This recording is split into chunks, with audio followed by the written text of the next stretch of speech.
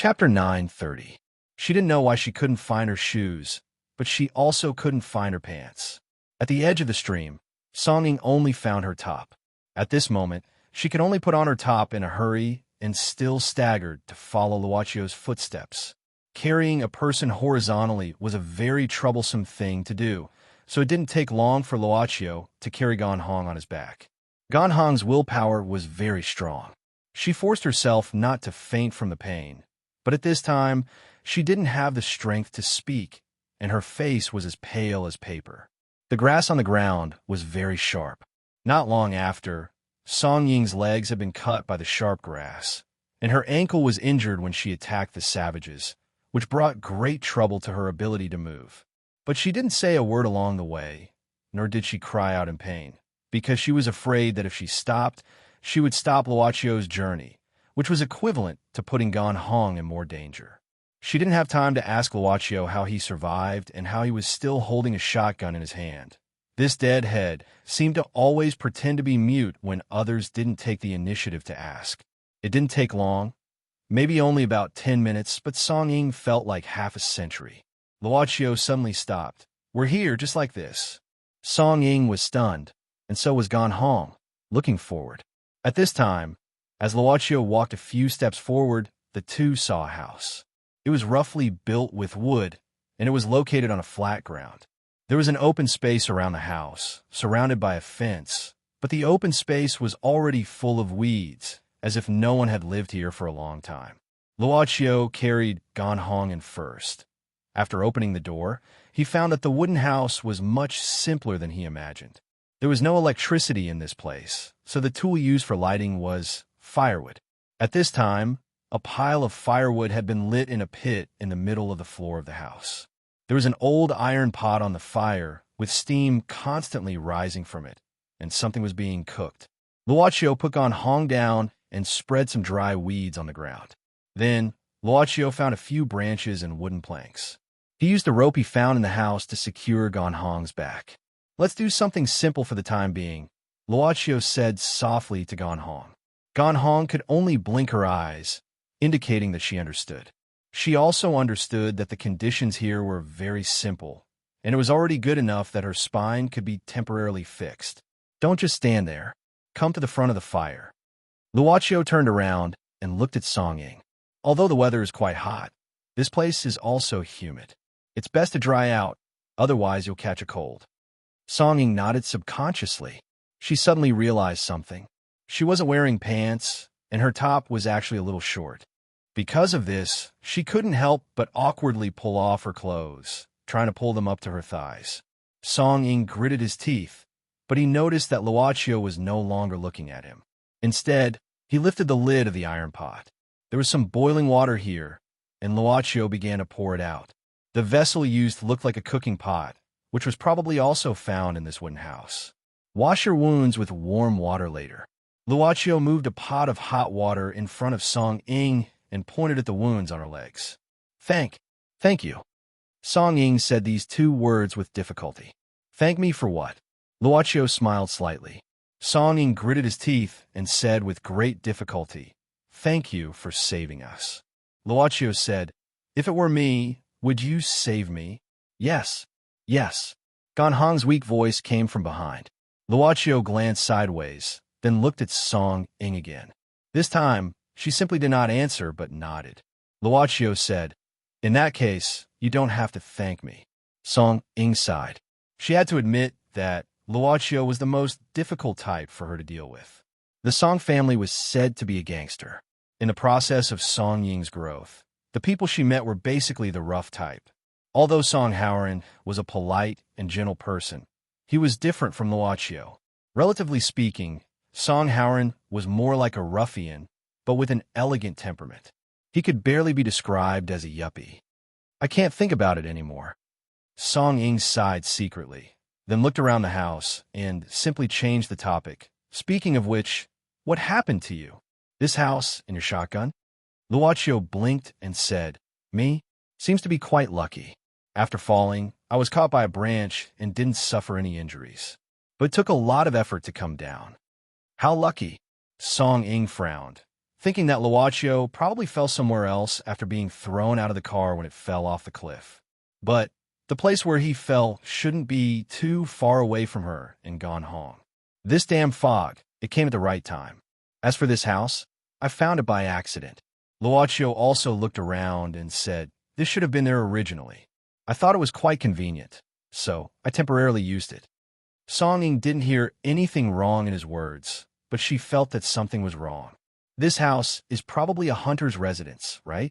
Luocio guessed. There are some hunting tools here and a shotgun. I took a look and found that it can still be used.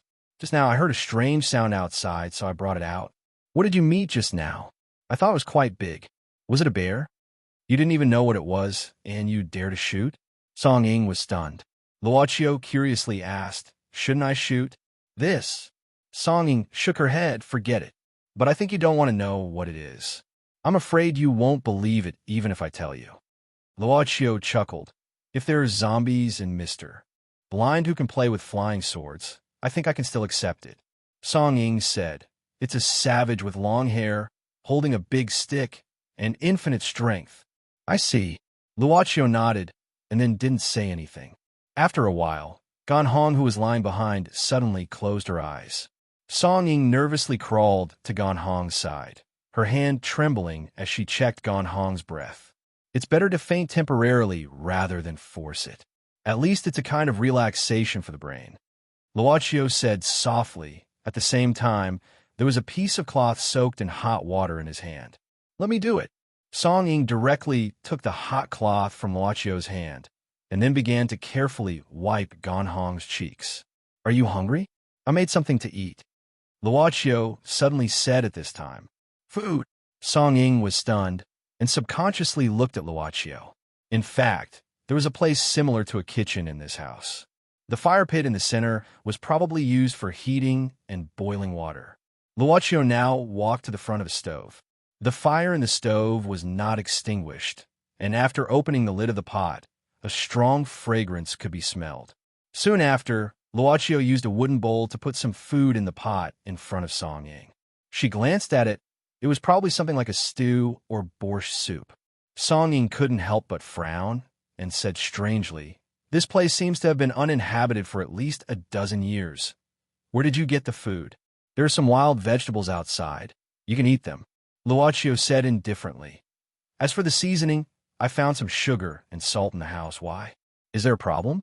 I can't run from here to the market to buy the food and then come back here. Thinking about it, it was true. Song Ying really couldn't resist her hunger, so she had to pick up the bowl of stewed food and then took a small sip and then began to gulp it down, so much so that she almost burned her tongue because of it. It must be because she was too hungry. Even if it was the leftovers from last night, she could still eat it very happily. So it was definitely not because of the taste. How could it be so delicious? However, was it really possible to find so many edible wild herbs in such a desolate place? What's the matter with the corn kernels and the onions? Seeing Luocio go to the stove again and continue to fill another bowl, Song Ying actually admired this guy's ability. You seem to be very good at survival skills in the wild. Aren't you afraid of the poisonous mushrooms in the pot?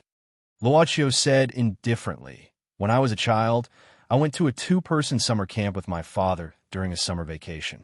I learned some skills at that time. A 2-person summer camp? Song Ying was startled. Luocio said, I don't remember the details. I was quite young at that time. My father probably had a friend who invited him to do something. It seemed to be an army stationed in a big forest. Then, my father was afraid that I wouldn't do anything during the summer vacation, so he simply took me with him. It was quite an interesting experience. Speaking of which, I seem to remember meeting a little girl who was lost. I don't know what happened to her later. This plot is a bit familiar. Song Ying looked at Luocio strangely and suddenly joked. Then the little girl remembered you deeply in her heart and couldn't forget you for many years. No matter how excellent a man is, he can never replace you. One day, she finally met the little boy from that year. So she began to pursue him intensely. Something like that? Do you like to read comics? Luocio suddenly asked. Song Ying pouted and snorted coldly. None of your business. Do you still want to eat? Luochio said with a smile. Thus, Song Ying reluctantly pushed out the second wooden bowl that had been emptied with difficulty. Luochio directly took it, and then said, "Later, feed Ganhong some food. It's actually good to replenish her strength." Got it. Song Ying nodded. Actually, apart from this guy's loathsome stoic face, he was quite good in other aspects. At the very least, he wasn't that lecherous. After feeding her some food, Ganhong looked better, but perhaps it was just an illusion because she still hadn't woken up. Song Ying was physically and mentally exhausted, hugging her knees as she sat beside the fire. Her clothes had long been dried. She rested her head on her knees, silently looking at Ganhong. She had been like this for quite some time. The thick white fog outside had mostly dissipated, and now there was only a thin layer, barely able to see into the distance. The sound of wood being chopped could be heard outside the house. Luochio said he planned to start a fire outside the house to make smoke. If there were rescuers, they should be able to see the smoke. It was a very good idea. As for why there was firewood in the wooden house that had been abandoned for many years, Song Ying didn't have any idea. After a while, Luochio walked in. "The fire is already lit. We just have to wait." "Okay," Song Ying casually responded. Luochio used a wooden cup to fill it with boiled water. "Drink some?" "Okay." Song Ying took it, but only held it with both hands and didn't intend to drink. But she suddenly asked, "You really don't plan to stay in the Song family for a long time?" Luochio asked in return. "Putting aside the relationship with Master Song, your own wish, isn't it that you want me to leave as soon as possible?" Song Ying was speechless for a moment. Indeed, her attitude had always been lukewarm and even a little hostile. But after she had personally verified that Luochio was indeed a descendant of the Song family, it became a little subtle. The education of the Song family was very strict, especially in the education of kinship and friendship. It was a pity that Song Ying didn't have her own peers, and she had always been alone in this generation. All of a sudden, "Do you know why I suddenly pulled you out to race last night?" Song Ying looked at Luochio at this time. "What you said to me in the car." Luochio thought for a while. "You suddenly want me to stay. Why? Is it because of your grandfather that you can even accept someone you hate?" "I don't hate him, actually." Song Ying didn't look at Luochio this time. "Although I don't like him, I always feel that I can accept him. Don't think too much. I just think that if there is one more person in the Song family now, at least it's a good thing. People are more selfish. At least they would rather share things with their relatives than to let outsiders benefit. Grandfather has always been looking forward to the Song family to have more descendants. I don't need these things." Luochio shook his head.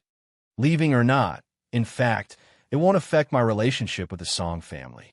Since this blood relationship exists, then I think, whether I stay or not, what does it matter? Since ancient times, brothers will separate and form their own families. There is no need to live together, right? Anyway, you don't plan to stay, right?" Song Ying suddenly said. Luochio nodded directly. Song Ying bit at this time, and suddenly said, "What if grandfather insists on marrying me to you?" Luochio opened his mouth. Grandfather Song really has this plan? And it seems that he has discussed this with Song Ying? In this case, Song Ying suddenly pulled him out to race last night seemed to be traceable. And in the car, her words seemed to be a little unfinished. Could it be that she was talking about this matter? Chapter 9:31. Song Tianyu appeared to be deeply worried, but he had been guarding the scene of the accident the whole time. He didn't call the police because the Song family's manpower would be better than the local police's. Fifth uncle held a black umbrella and stood beside Song Tianyu. The weather had actually become cooler at this moment because it had drizzled at noon. Fifth uncle was still holding the walkie-talkie in his hand, continuing to communicate with the rescue team. "Master, they found the wreckage of Mrs. Sport's car at the foot of the mountain, but they didn't find the body." Fifth uncle said happily. In other words, Miss and the others should be fine. And now the fog has dispersed a lot, so we should be able to find them soon. Don't worry. Song Tianyu nodded. In addition to the Song family's people, Song Howren and Mr. Blind also went down. As for the three Song brothers, they didn't leave, but guarded by the side. Because this assassination attempt on Song Ying might just be a prelude, as the real leader of the Song family, Song Tianyu might also be in danger, so they had to be careful about this. As for the surroundings, the Song family's guards had already investigated. They definitely wouldn't let go of any place where they could hide and snipe to ensure that nothing went wrong. Maybe I was too hasty. Song Tianyu suddenly sighed. Although his voice was soft for the three Song brothers, who had sensitive hearing, it wasn't that they couldn't hear it, but these words made the three of them feel confused. Fifth uncle vaguely guessed something, because last night, Song Tianyu had secretly called Song Ying to the room and chatted for a while. After that, Missing came out with a heavy heart. At this time, Fifth uncle's phone suddenly rang. After listening for a while, his expression became fierce. Okay, I got it. Just follow this lead. Fifth uncle, what's the matter? Song Tianyu turned around and asked. Fifth uncle said seriously. After the incident, I started to investigate, especially the person who put the bomb in Mrs. Sport's car. Have you found it? Song Tianyu's eyes suddenly turned cold. Fifth uncle said, after investigation, we found the person who might have put the bomb in the sports car should be the maintenance master in charge of these sports cars. In a few days that Miss was in the hospital, this master came once. Where is he? Fifth uncle said, we can't find them anymore. The whole family has moved away. They didn't say where they were going. I think a neighbor saw him leave in the middle of the night in a hurry. Song Tianyu coldly snorted. Who introduced this maintenance master to us? How do you check the manpower? Fifth uncle smiled bitterly and said, Master, this maintenance master has always been doing maintenance for our family. It has always been him since young master. He's been doing this job for almost 10 years, and he is very familiar with the guards at home. We have been too lax. 10 years. Song Tianyu suddenly narrowed his eyes and then sneered, Good. A hidden chess piece buried for 10 years. It seems that the person behind this has been eyeing my Song family for a long time.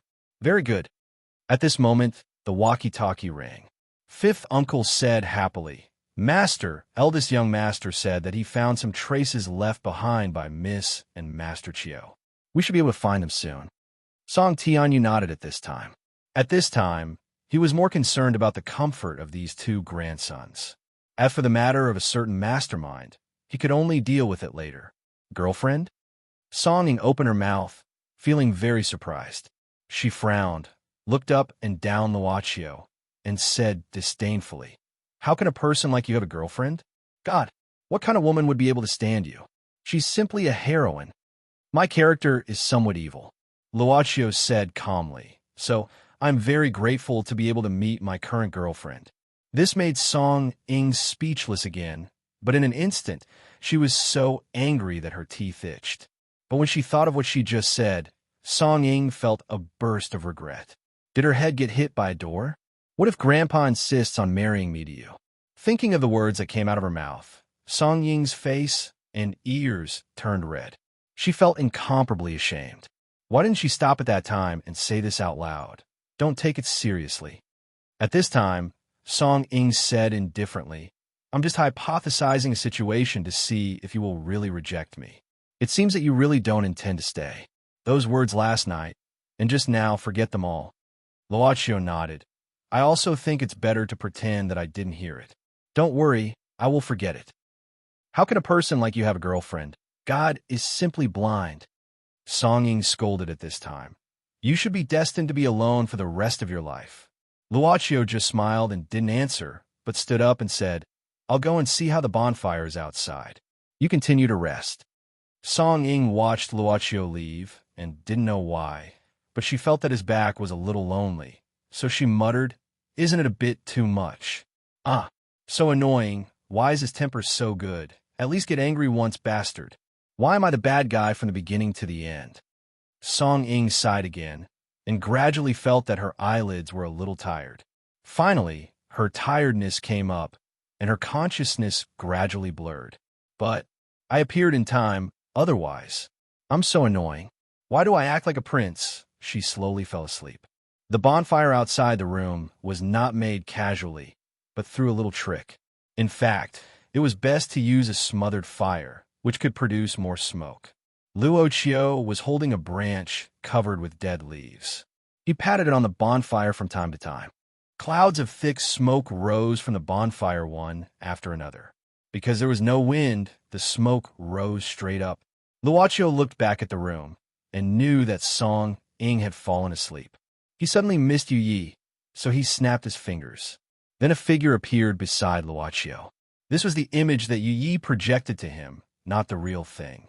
Yu Yi slowly opened her eyes. At this time, she should be in the club, sitting quietly, cleaning. Basically, it was these things. "Master, what's the matter?"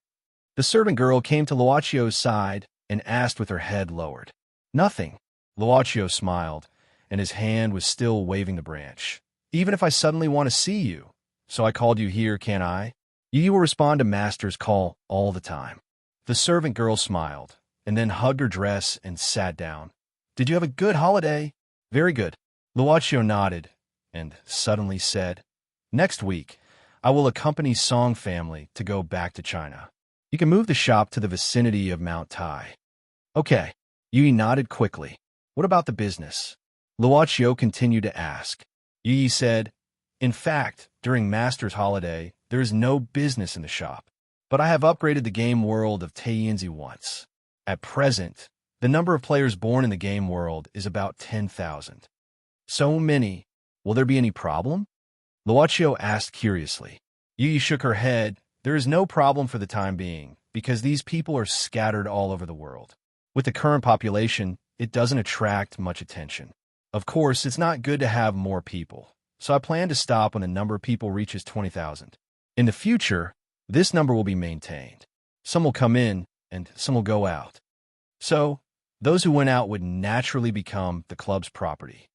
You can handle this part." Luocio nodded. "If we have time, let's go in and play again." "Okay." Yu also nodded, as if she was looking forward to entering the game next time. She kept a faint smile on her lips, and then said, "As for the voices in the shop, I have basically rejected them." "Rejected?" Luocio was stunned, blinking his eyes. Yu said, "Yes, as long as we arrange something outside the shop door, those wandering customers will suddenly wake up after being attracted. So there is such a way." Luocio had never thought of such a way to reject customers. However, even if there was a way to reject customers, it was not a long-term plan. Without business, the shop owner's time as a shop owner would always be consumed. In addition, Luocio did not think that the altar would always acquiesce to this kind of behavior of rejecting customers, unless there was some supporting reason behind it, which could make the will of the altar acknowledge it. "What's the reason?" Luocio thought of this point and asked directly. Yu said, "This is to train Bucky. The customers who are guided here will be transferred to Bucky, because people who are confused in their hearts are actually easy to be bewitched." Miracles after miracles brought more and more believers. As long as Bucky had a large number of believers, he will have more money in hand.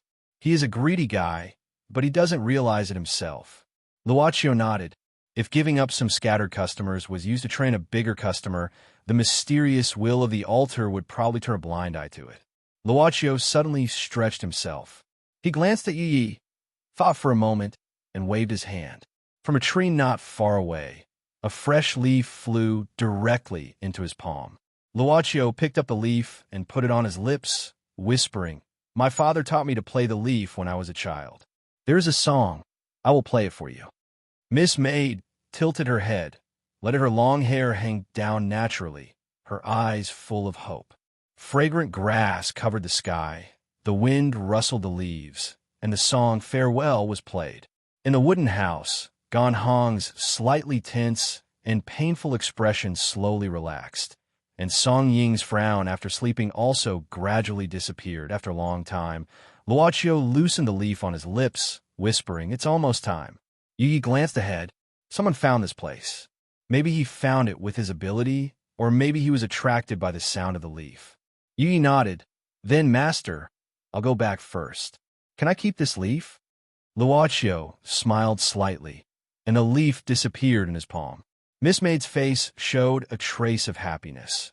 She was projected here, and her real body was still in the shop. Her real body had seen a leaf in front of her. "Here, Master." Suddenly, a voice came out. When Song Howard hurried here, he saw Luocio sitting next to the firewood. Behind him was a simple wooden hut. There was also Mr. Blind in this team. Song Howard hurried to ask about Luacio's situation, while Mr. Blind frowned slightly, as if he was listening attentively. Song Ying is fine, but Gan Hong's injury is quite serious. Hearing Luacio's words, Song Howard hurried into the wooden house. At this time, Song Ying, who was awakened, saw Song Howard's uncle, and couldn't help but show a childlike grievance. Song Howard hugged her and comforted her softly. Not long after, through the positioning system, a helicopter flew above the wooden house, and then Gan Hong was carefully sent up and then rushed to the village. That's right, they went to the village because the village had more complete medical equipment. Mr. Blind said that Gan Hong's injury was very serious, and she might end up paralyzed for life, so she had to be treated very carefully. However, after sending Gan Hong away, Mr. Blind used a special method to temporarily connect Gan Hong's broken spine. As long as it was treated properly, it wouldn't be difficult to return to its original state. When Song Tianyu saw Song Ying and Luocio come back safe and sound, a trace of smile appeared on his face. To this old master Song, he could give up on money and power, but he couldn't give up on people. The next thing was much simpler, and that was to send them back to their humble home. At this moment, Mr. Blind and Song Tianyu were sitting in a Bentley that had been bulletproof. Mr. Blind suddenly exclaimed, as expected of a distinguished person, even in such a desperate situation, he was still unharmed, and even Misty, Ying, and Gan Hong escaped with their lives. Old Master Song also let out a long sigh. The exploded sports car fell off the cliff, and they were still alive from such a high place. What could be more miraculous than this?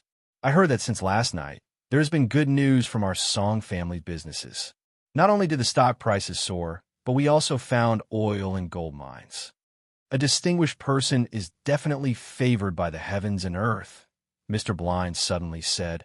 Old Master Song, after we return to the country, can I ask Master Chiu to do me a favor? Song Tianyu couldn't help but feel very strange, because, in his knowledge, Mr. Blind was almost omnipotent. What kind of favor would he need from others? What orders do you have? Song Tianyu asked carefully. Mr. Blind said seriously, I want to ask him to help me find something. With Master Chiu's status as a distinguished person, that thing will probably be very happy to be by his side. Thing? Song Tianyu was slightly stunned. Chapter 932. Soaring Dragon Vein? Song Tianyu was astonished. He knew where Mr. Blind learned from, and knew some things about plain clothes. Therefore, he had no doubts about feng shui. An ordinary geomancer might just follow a book or only know a little about geomancy. It was sometimes effective, but sometimes not. However, Mr. Blind was an extraordinary person with true ability. The structure of the village was set up by Mr. Blind, and there was a natural maze outside. Outsiders would only get lost if they walked in. This had been proven many times. The dragon was the totem of that country. The vein was named after the dragon. It was obvious how precious it was. Mr. Blind nodded and said calmly, the dragon vein is actually the direction of the mountains and rivers. There are 9 forces in the mountains. They are returning dragon, emerging dragon, descending dragon, rising dragon, flying dragon, crouching dragon, hidden dragon, soaring dragon, and leading dragon. This is the best of the 9 forces of the mountains and rivers. It is blessed by the heavens and gathered the fate of Kelowna. It has been said since ancient times that obtaining the dragon vein is equivalent to obtaining the world. This is because the dragon vein contains fortune and represents fate. Then may I ask Mr. Blind about finding the dragon vein? Song Tianyu hesitated. Mr. Blind calmly said, Master Song, please be at ease.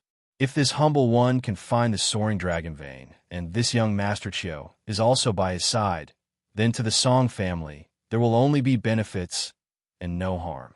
If old Master Song doesn't believe me, I can also make an oath here. Absolutely not. Song Tianyu hurriedly said, Mr. Blind has helped me and the Song family. How can I not believe your words? How about this? If Mr. Blind still needs me, please don't hesitate. As for Luocio, I will think of a way. After all, Mr. Blind has reminded me that I can only follow his wishes. Nothing can be forced.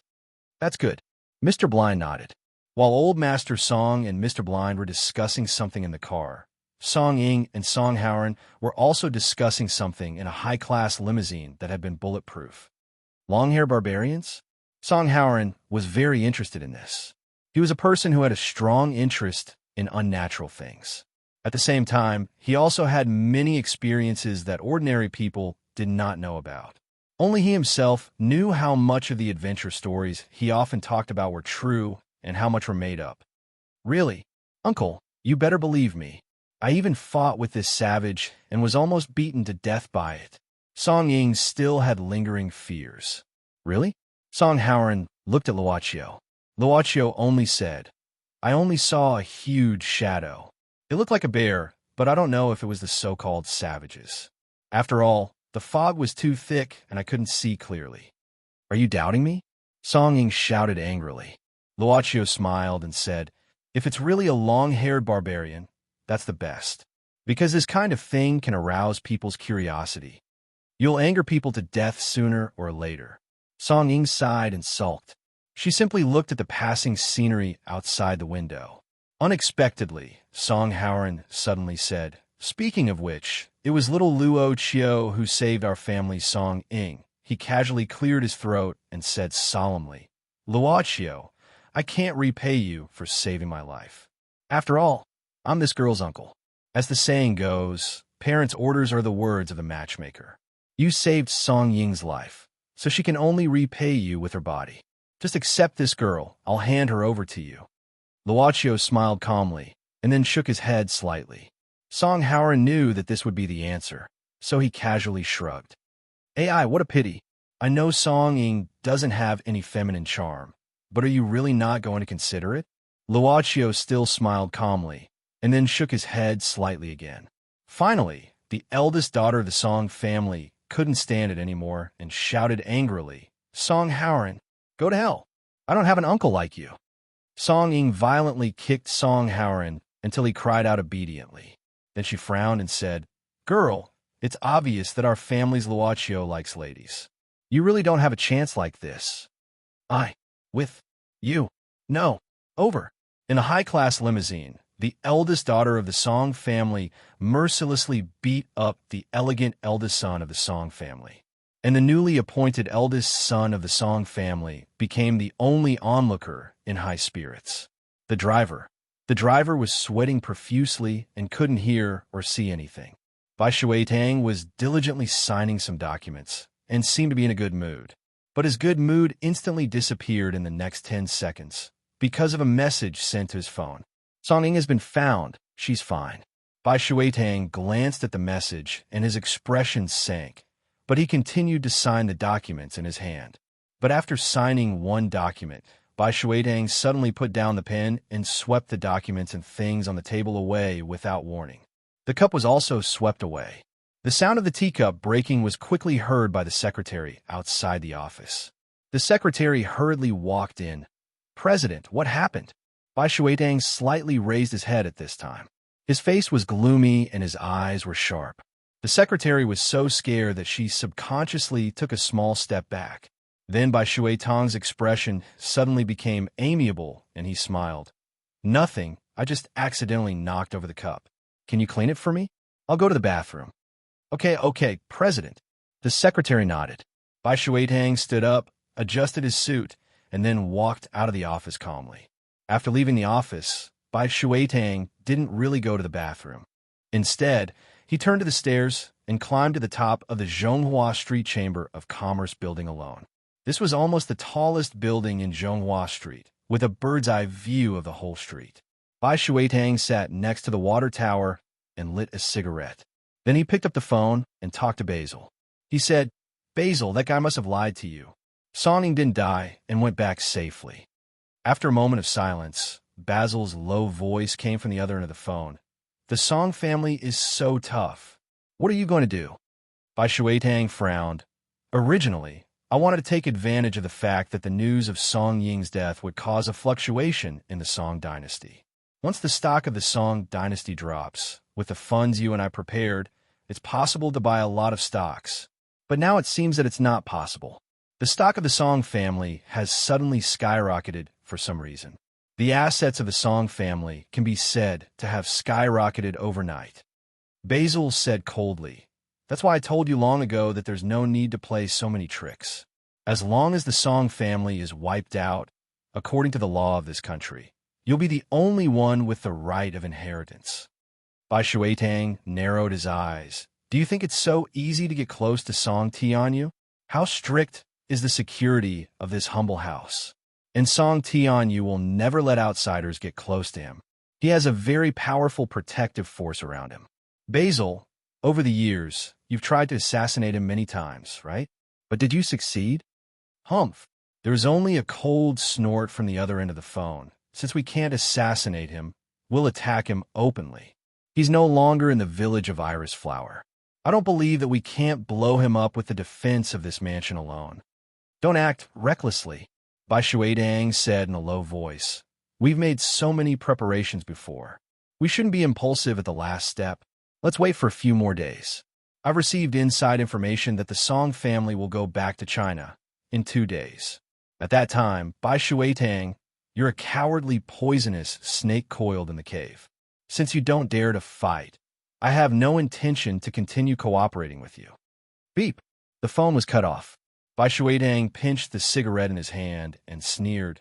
"Basil, since you want to die, don't blame me." Bai Shuetang tidied his clothes, then took a deep breath and made another phone call. "Prepare the car. I'm going to my humble house." Song Howren was answering a phone call from the village, while Song Ying stood nervously beside him. After Song Howren put down the phone, Song Ying quickly asked, "How is it? Is there any news?" Song Howren frowned and said nothing. His expression looked unexpectedly serious. Then he put his hands on Song Ying's shoulders. "Can you prepare yourself mentally?" "How could it be?" Song Ying's face turned pale, and her hands that were grasping her collar nervously suddenly relaxed. "No, it's absolutely not. You tell me." Song Howren took a deep breath and said, "Gan Hong's, her operation was very successful. As long as she recuperates for a period of time, there shouldn't be much of a problem." Song Howren's expression changed instantly.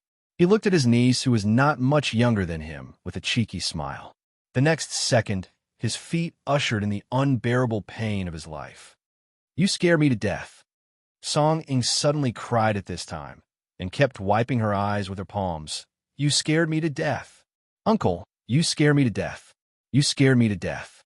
Song Howren smiled at this time, put his hand on Song Ying's head, and suddenly said softly, "I haven't seen you cry for a long time." Song Ying stared at Song Howren, turned her head, and left. Luvia just came in at this time, and saw Song Ying leaving in a huff, so she walked to Song Howren, military counselor. "What happened to Miss Ying?" Song Howren touched his chin. "The late rebellious period has arrived, and she started to like to go against her parents. Oh, it's hard for me to be her uncle." Even so, Song Howren's face still showed a doting expression that could not be erased. Although Song Ying was Song Howren's niece, the two of them were not far apart in age. Everyone in the house knew that Song Howren treated Song Ying more like a brother to his sister. "Right? Speaking of which, Luvia, can you help me?" Song Howren suddenly said, and then put his hand on Luvia's shoulder, and his palm was about to climb to Luvia's chest. Luvia grabbed Song Howren's hand in an instant, and then twisted it. She said indifferently, "Military counselor, isn't your hand too low? Give me some face." Song Howren apologetically begged for mercy. Luvia sighed, and finally let go of Song Howren's arm. Luvia frowned at this time and said, "We found those guys who attacked Miss Ying at the beginning, and we got some information from them. Those people were captured by the guards who had followed Song Ying all the way here. Most of these people were hit by Gan Hong's bullets, and some were knocked out by Song Ying's car." Hearing this, Song Howren suddenly became expressionless and said indifferently, "Tell me, the origin of this group of people is just to kidnap Miss Ying. Someone paid them to teach Miss Ying a lesson. It should be true. So there should be someone else behind this assassination." Luvia quickly said, "Because we found a man's body on the nearby road. It seemed that he was hit by a heavy car and then thrown down the mountain. and a pistol was found near his body, but it had run out of bullets. Later, I checked the identity of this man and found that he was a gunman. Song Howard muttered, "You suspect that this gunman is the culprit of the sports car explosion? It should be him." Luvia nodded, but strangely we investigated the scene where he was hit and found that he seemed to have rolled down the mountain from the nearby watchtower because there were many vines wrapped around his body at that time. This is the photo of the scene. Luvia quickly showed Song Howard a set of photos. Why did he look so scared before he died? Song Howard grabbed one of the photos and frowned. Luvia said, "Before he slipped, he should have been seen by many people. We found a luggage bag in the watchtower, and there were some tools on it. In addition, it was very strange that there was a row of bullet shells on the watchtower's table for some reason. Perhaps there was a special purpose, like a secret signal. In other words, the clues were cut off when it came to this gunman." Luvia nodded helplessly. Although we found the gunman's mobile phone and the number he called, when we called again, it was already a dead number, so we couldn't trace it. Song Howard took this set of photos and looked at it repeatedly. At this time, a servant came in from outside the room. Master asked you to come over. He has something to tell you." When Song Howard came to Song Tinyo's reception room, he found an acquaintance there, Bai Shuitang, the president of the Chamber of Commerce of Zhonghua Street. As the brother of Song Howard's sister's husband, Bai Shuitang had the closest relationship with the Song family by marriage. And because of the death of Song Howard's brother-in-law, the Song family actually took care of Bai Shuitang a lot. Bai Shuitang also had contact with the Song family on weekdays, and he often visited them during festivals. Of course, Song Ying had the most contact with Bai Shuitang now, since Song Ying accepted the business of the Song dynasty. "Master." Seeing Song Howard come in, Bai Shuitang quickly stood up. Song Howard waved his hand casually. "Sit down, we're not outsiders." "Don't be an outsider. What's the matter?" Song Tinyo's face was gloomy at this time. Shuitang brought a message. "I suspect it has something to do with the attack on Xiaoying." Bai Shuitang was shocked at this time. He suddenly stood up and even knocked over the cup in front of him because he was too excited. "What? Xiaoying was attacked? When did it happen? How is she now?" Seeing Bai Shuitang's nervous and excited face, Song Tianyu had to wave his hand. "She's fine, just a little frightened." "How could this be? Did those guys really come back for revenge?" Bai Shuitang sat down with a serious face at this time, frowning deeply. Song Howard said, "Those guys?" Bai Shuitang nodded and said, "This is why I came to find you in such a hurry. The thing is, recently a few strangers came to Zhonghua Street. I asked someone to investigate and found that these guys are the descendants of the royal family of that small country. They have been hiding in Zhonghua Street for some time, living in seclusion as if they want to do something." "Basil." Song Howard's eyes narrowed at this time. "This guy has assassinated more than 10 times, and he still hasn't given up. I was afraid that these people would do something bad to you, so I came immediately after I got the news. I didn't expect Xiao Ying to be attacked." Bai Shuitang clenched his fists at this time and said, "Master, my brother was killed by this group of people. Now they dare to come again. I, Bai Shuitang, will not let them go. Don't be so excited." Song Tianyu waved his hand. "I will deal with this matter. The news you brought tonight is very useful and has helped me a lot." Bai Shuitang shook his head and said, "I can't forget the hatred of that year. My brother died young because of this group of bastards. So, if you need me, I, Bai Shuitang, will never refuse." "Thank you." Song Tianyu smiled at this time. "Well, it's late. You don't have to go back tonight. I have asked someone to prepare a guest room for you. You go and rest." Bai Shuitang nodded and did not insist on staying. Instead, he left the room after saying goodbye to Song Howard. After Bai Shuitang left, Song Tianyu asked slowly, "Howard, what do you think?" Song Howard muttered. Bai Shuitang came at the right time. Song Tianyu nodded. "It's really coincidental. But Bai Shuitang is a very shrewd person. If he has something to do with this matter, he won't be stupid enough to come at this time. I don't know what he is thinking. Let's put Bai Shuitang's matter aside first."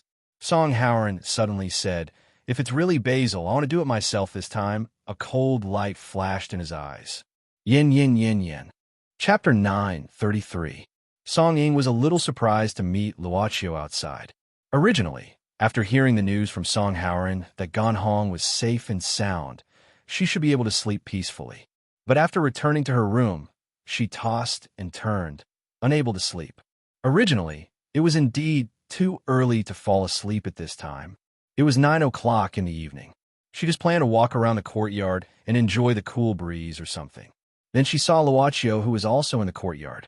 He should have come earlier than her, and Luochio was now living in the core area of the house. In fact, he was also using this courtyard. Originally, Song Ying wanted to turn around and leave, but she was curious about what this guy was doing here. What made Song Ying stunned was that Luochio was actually watering the plants here at this moment.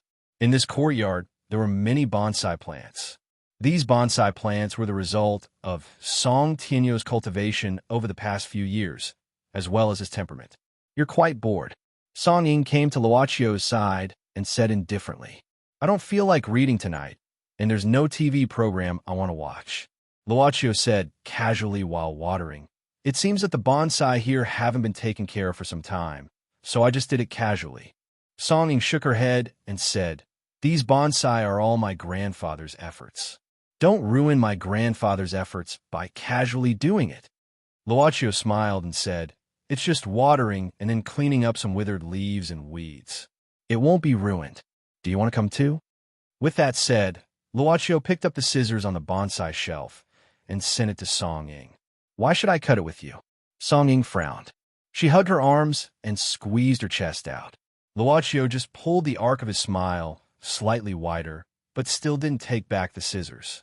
Song Ying's eyes gradually became a little hesitant. Why should I accompany him to do this kind of thing? Song Ying finally took the scissors and then began to reluctantly cut some withered leaves for these bonsai. Actually, Song Ying knew that she was someone who found it hard to refuse an invitation. But she didn't know when it started, but she stopped listening to other people's pleas and blocked out all the voices that came to her. It was very tiring to constantly respond to other people's requests, such as the existence of Zhonghua Street. She knew that her grandfather, Song Tianyu, cherished old friendships, and she also knew that he had special feelings for the overseas Chinese. However, that didn't mean that Song Ying could accept the Zhonghua Street Chamber of Commerce's Life Gate approach. Most of the time, the Gate of Life would breed a bunch of parasites who would do nothing but wait for others to solve the problem when there was a problem. It was the same for the rent that remained the same for so many years. Those people had probably forgotten that every inch of the land they lived in and did business belonged to the Song family. They had long regarded every inch of land as their own. She would even resist some new measures. Being soft-hearted wouldn't do. She would only put herself in a dilemma. Therefore, Song Ying's attitude toward Zhonghua Street was also superficial. Just like cutting off the dead leaves on the bonsai, the parasites on the Song family tree should also be cut off to maintain the healthy growth of the Song family tree. Snip, snip, snip. Looking at Luochio, who was weeding across the bonsai shelf, the scissors in Song Ying's hand made a quick and regular biting sound. Luochio seemed to be aware of Song Ying's gaze. He raised his head, but the moment their eyes met, Song Ying snorted softly and walked away. Luochio looked at the place where she had just cut. Surprisingly, it was very neat. It didn't look like a messy pruning. She probably learned it before. However, after cutting, the leaves were scattered on the ground. It seemed a little imperfect. Luochio shook his head, took a broom and a shovel, and swept away the fallen leaves. At this time, Song Ying didn't continue pruning the bonsai. Instead, she sat on the stone stool in the yard and suddenly said, "Actually, I think you are very suitable to be a domestic servant." "Why?" Luochio asked curiously. Song Ying narrowed her eyes and smiled. "Because you look like a little bottom. Didn't anyone tell you that you are very feminine?" "There is." However, to Song Ying's surprise, Luochio directly admitted it at this moment. Luochio said, "Actually, since I was young, my body was relatively weak. It seems to be because my mother had a cold when she was pregnant with me. After I was born, the doctor said that I was sick. My development was slower than others of the same age, so I looked very thin and weak." Song Ying was stunned. This wasn't the conversation she was looking forward to. Probably when I was in primary school. Luochio had a look of reminiscence on his face. Then he waved his hands, about this tall, much shorter than others of the same age. And I still looked very thin and weak. My mother always said that I looked like a girl. Luochio suddenly smiled. This was a smile that made Song Ying feel very happy. She suddenly felt a little fascinated, thinking of this guy when he was young in his parents' arms. What would he look like? Perhaps it would be completely different from now. Later, I began to drink some Chinese medicine and do acupuncture. Then, my father began to consciously exercise me. Gradually, my physique began to become good. After a few years, I became healthy. And then, Song Ying asked subconsciously. Luochio said, later, I was rusty for a few years. Until I went to college, I didn't exercise much. Probably, I still look a little thin and weak. Song Ying tilted her head and sized him up. Then she suddenly stood up and walked in front of Luochio. She touched her chin and pinched Luochio's arm, studying it. Well, you have a skeleton, but you don't have much flesh. But to be honest, the 8-pack type like my uncle doesn't suit you. You should continue to be a sissy. Luochio smiled. Song Ying suddenly looked at Luochio seriously, saying seriously, "Can I ask you a question? Why don't you get angry? Is there nothing that can make you a little excited? Let's not talk about anger first. At least ordinary people will always have some emotional fluctuations when they see something they like. You, don't you?" "Something I like." Luochio thought for a while, yes. "What is it?" Song Ying suddenly pricked up her ears as if she had discovered a new continent. "For example, I like your soul very much." Song Ying opened her mouth. Luochio's sudden answer made her a little unprepared. "My soul?" Luochio said softly, "Like a pearl in the sea. It was protected by its hard shell at all times. You can't pry open the clamshell because you are afraid that once you use violence, it will become afraid. It may change color because of that, but before it opens itself, there is no way to know its real color. Maybe it is as magnificent as you expect, or maybe it is just the milky white of the most ordinary pearl. But one thing is certain, and that is the sense of anticipation you have for it, as well as its own growth potential. These are actually very wonderful things." Song Ying blinked and thought about the meaning of these words. She frowned and said, "What the hell? Your expectation for me and my own growth?" Luochio said softly, "You are very beautiful. Maybe you could be more beautiful." Song Ying subconsciously opened her eyes wide. It was not the first time she heard such words from Luochio. She scratched her head and subconsciously said, "This.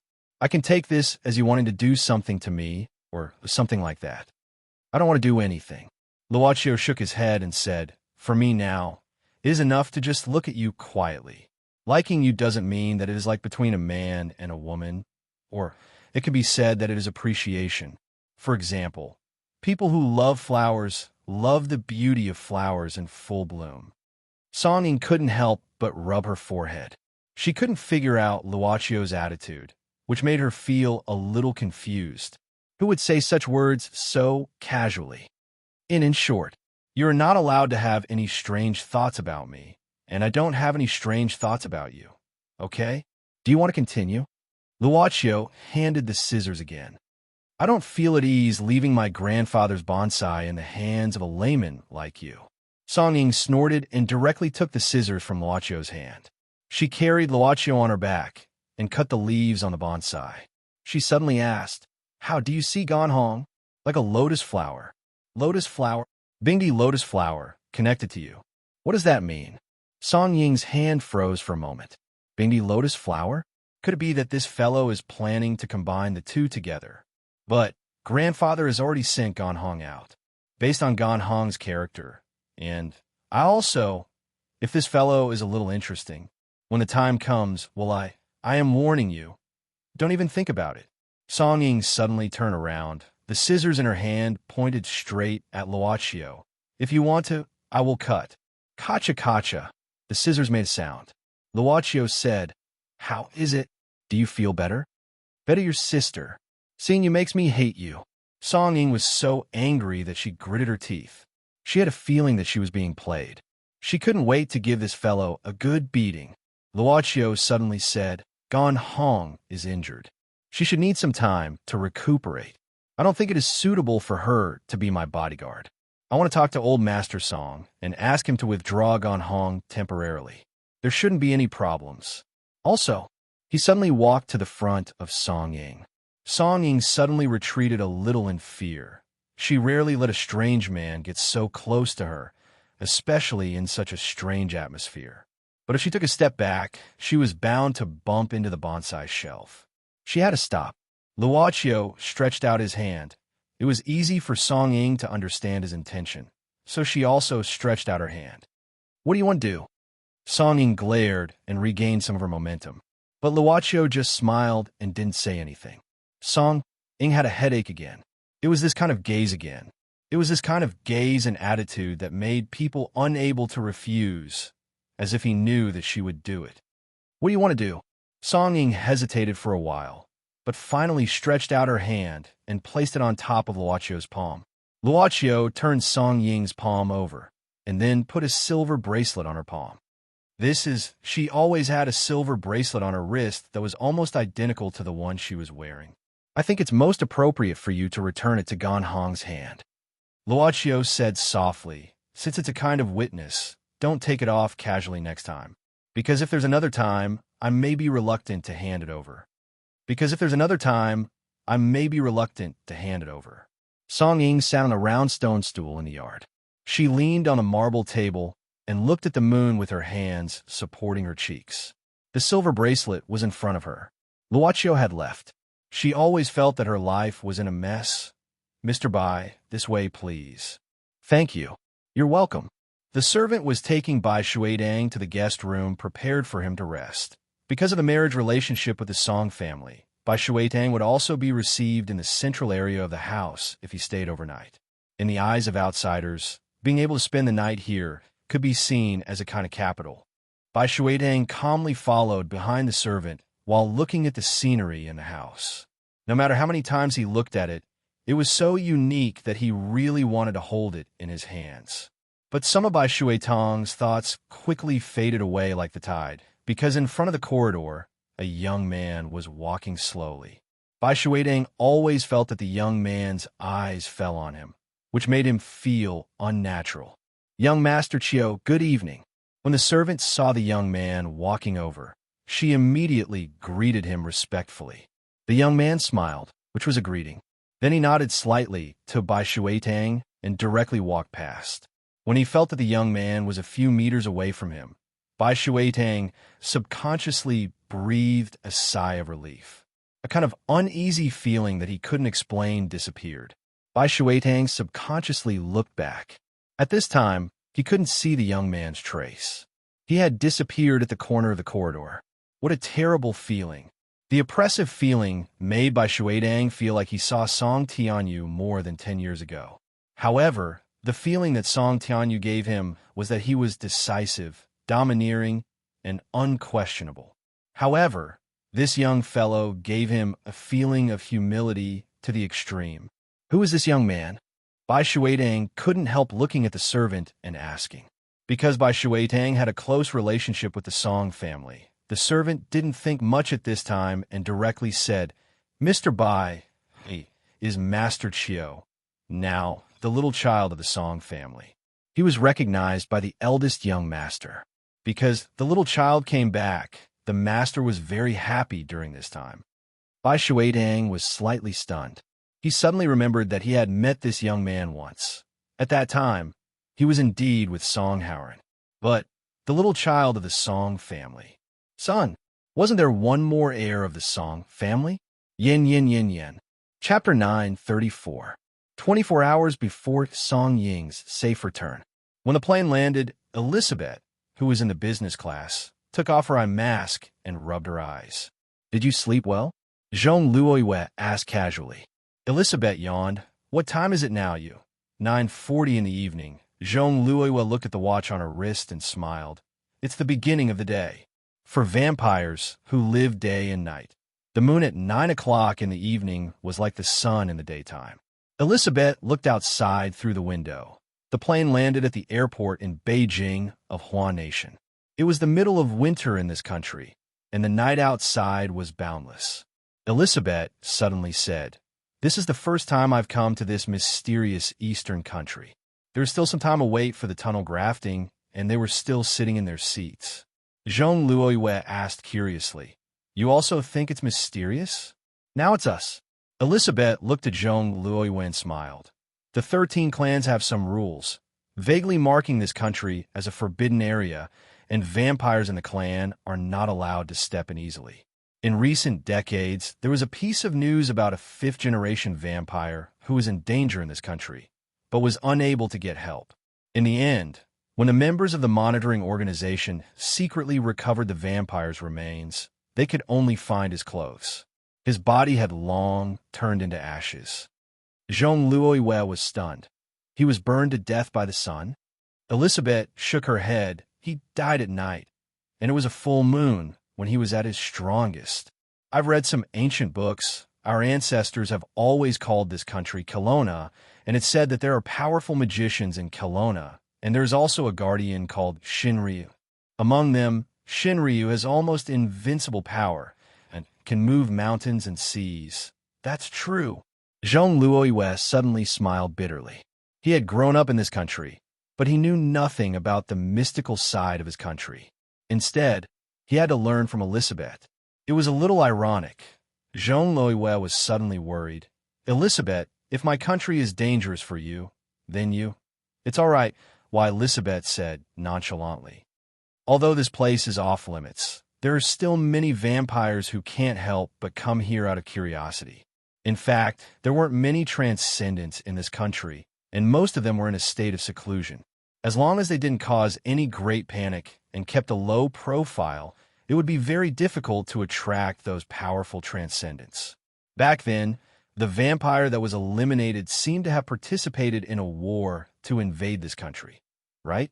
I'm not too sure about the details. Oh, I think it's someone from the Tekizawa family.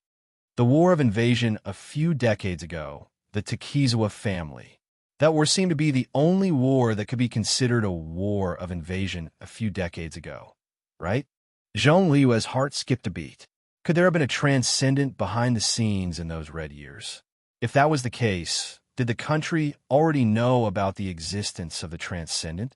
What about the Zhong family, one of the 4 great families in the capital? Did her grandfather also have some unspeakable secrets? At this time, there was a slight vibration in the cabin. The grafting of the tunnel had been completed. Zhong Luoyue was the first to get up from her seat, but at this time, her phone rang. Zhong Luoyue glanced at the caller ID, and a smile appeared on her face. Just as she picked up the international long-distance call, she heard a very unhappy and reproachful voice. "Yes, it's me. Only you can find people to block me at the airport, but I can't get people to kidnap you? I'm already very lenient. I just found some random hooligans, unlike you, who sent a team of elites." The phone was hung up at once. Zhong Luoyue smiled slightly, not caring at all. His mood had suddenly become much better. "What's the matter?" Elizabeth glanced at Zhong Luoyue curiously. The 3rd daughter of the Zhong family chuckled. "Nothing, just saying hello to an old friend. Come on, there's still some time. I'll show you the scenery of this country's capital." "Okay." Elizabeth looked around the airport with curiosity. Zhong Luoyue looked back at the plane that had just boarded, and then sighed with emotion about this international trip. It was really an incredible journey. She actually became a vampire. She bitterly shook her head, then inadvertently glanced at the butterfly hairpin on Elizabeth's white hair and that mysterious and powerful man, Luochio. Suddenly, Zhong Luoyue was a little absent-minded when she suddenly thought of this name in her heart. She felt that she had heard this name somewhere before. Where was it? "Little you." Suddenly, a voice woke Zhong Luoyue up from her deep thoughts. She looked forward. It was a masculine man around 30 years old. "Big brother." Zhong Luoyue nodded at the masculine man. This person was the 3rd generation of the Zhong family in the capital, Zhong Luoyun. At this moment, Zhong Luoyun was wearing a mink coat and a white suit, exuding a domineering aura from head to toe. Zhong Luoyun was very tall. In fact, Zhong Luoyue was considered tall among the Eastern women, but his height only reached Zhong Liu's shoulders. "Grandpa asked me to bring you home." Zhong Luoyuan quickly expressed his intention, and then glanced at Elizabeth, who was beside Zhong Luoyue. His eyes suddenly lit up, and then he asked curiously, "Who is this young lady?" Zhong Luoyue immediately introduced. "Her name is Elizabeth. I met her when I was studying in England. I plan to do some business with Elizabeth, so I brought her back with me." Elizabeth. Zhong Luoyuan nodded. He was sure that he had never heard of this name before. But this young lady with a head of white hair was very eye-catching in this airport arrival hall. Zhong Luoyuan suddenly smiled and said, "Okay, since she is your friend, then let's go back together. Since she's a guest, I will ask someone to clean up the guest room." With that, Zhong Luoyuan walked in front and led the way. At this time, Elizabeth and Zhong Luoyue walked side by side. She whispered, Is this your brother?" Zhong Luoyue said, "Yes, I have another brother, 3 years older than me. But he is not in the capital now." "Why? What do you think of my brother?"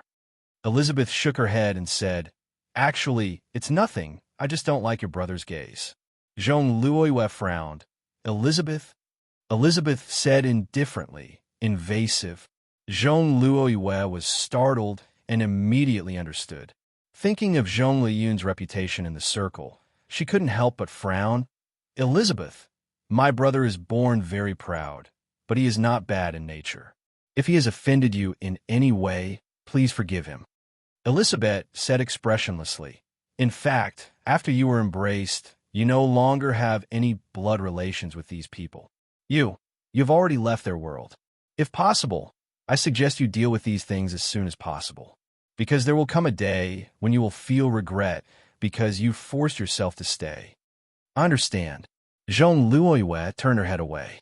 At this time, Elizabeth suddenly walked into the bathroom. This action made Zhong Luoyue somewhat puzzled. It seemed that vampires didn't have such a need.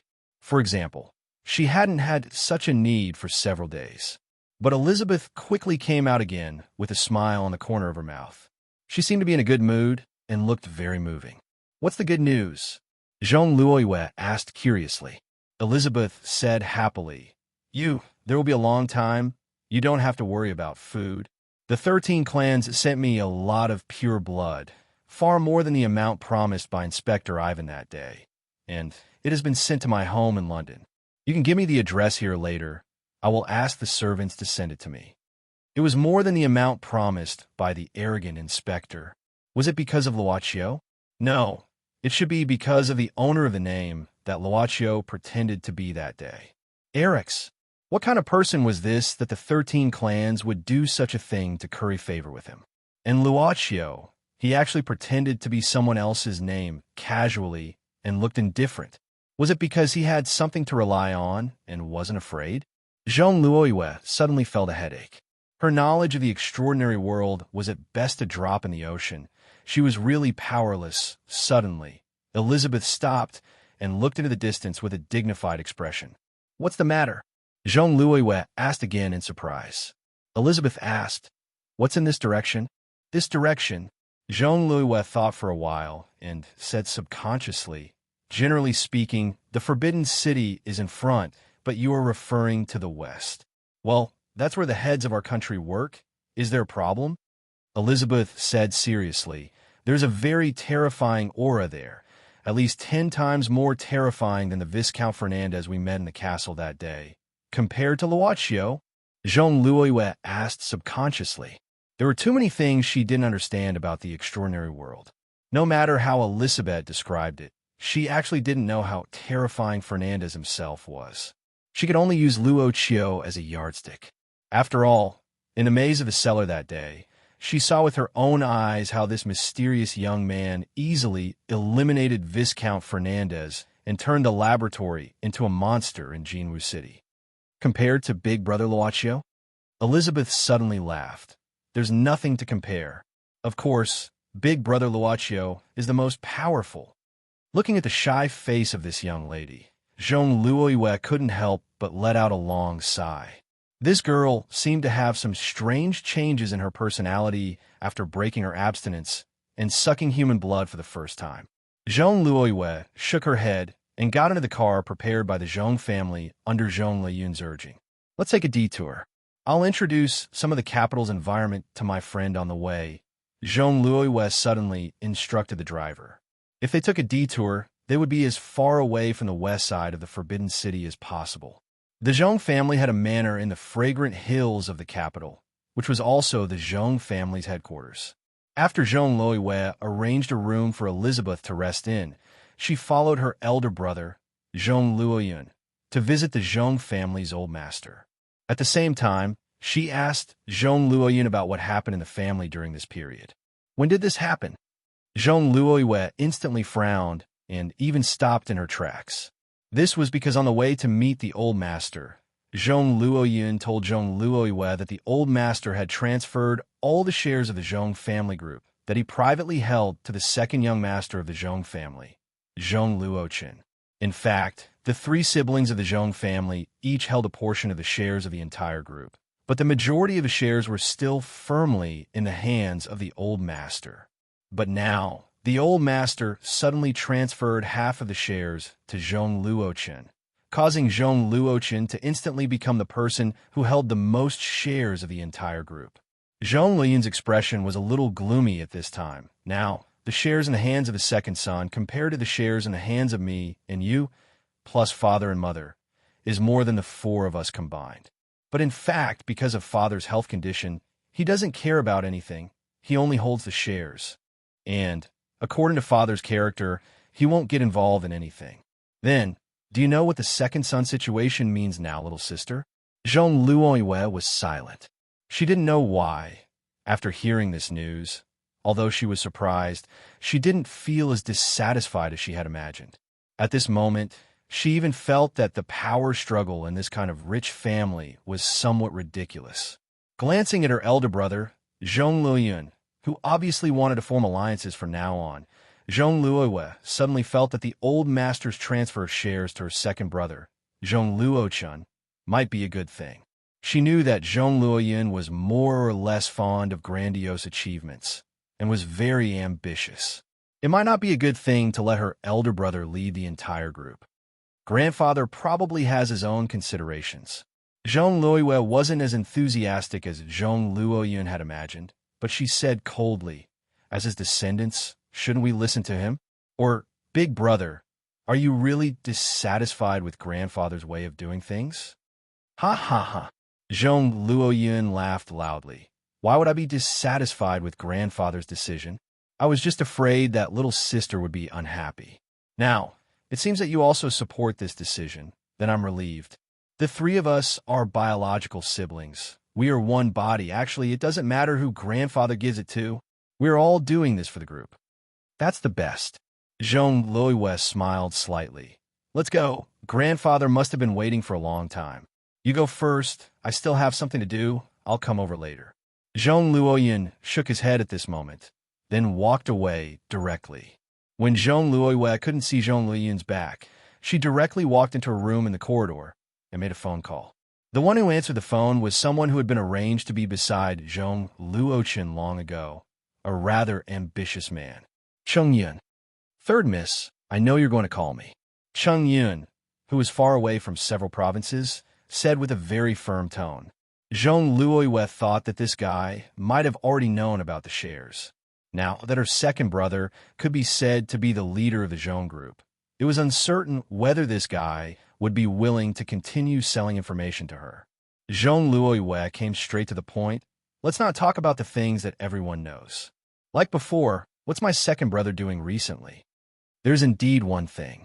Cheng Yun hurriedly said, I don't know what second young master is doing. He is investing a huge sum of money. I accidentally saw a transfer check from second young master. The amount of a single transfer is as high as 5 billion. Zhong Luoyue frowned. The maximum amount of funds we can use every year is 1 billion at most. Where did second brother get so much money? I'm afraid it's the funds of the group. The member suddenly said, It seems that second young master called old master one night, and then the shares were given out, but I don't know what second young master said to old master. I see. Zhong Luoyue nodded, and then said, What else has second brother done recently? Nothing. Cheng Yun thought for a while and said, He just hides at home every day, but he often chats with a singer cultivated by his entertainment company. Oh, this singer is called Chungaran. In addition, he often attends some lectures on Buddhism and Taoism. It seems that he suddenly likes to study these things. Oh, by the way, Second Young Master recently bought a website. I'll send you the address. 3rd Mississippi. Zhong Luoyue hung up the phone after a while, and then clicked on the website address sent by Chungyan. A huge icon suddenly appeared on the homepage of the website. Chapter 9:35. This involved an unimaginable legend.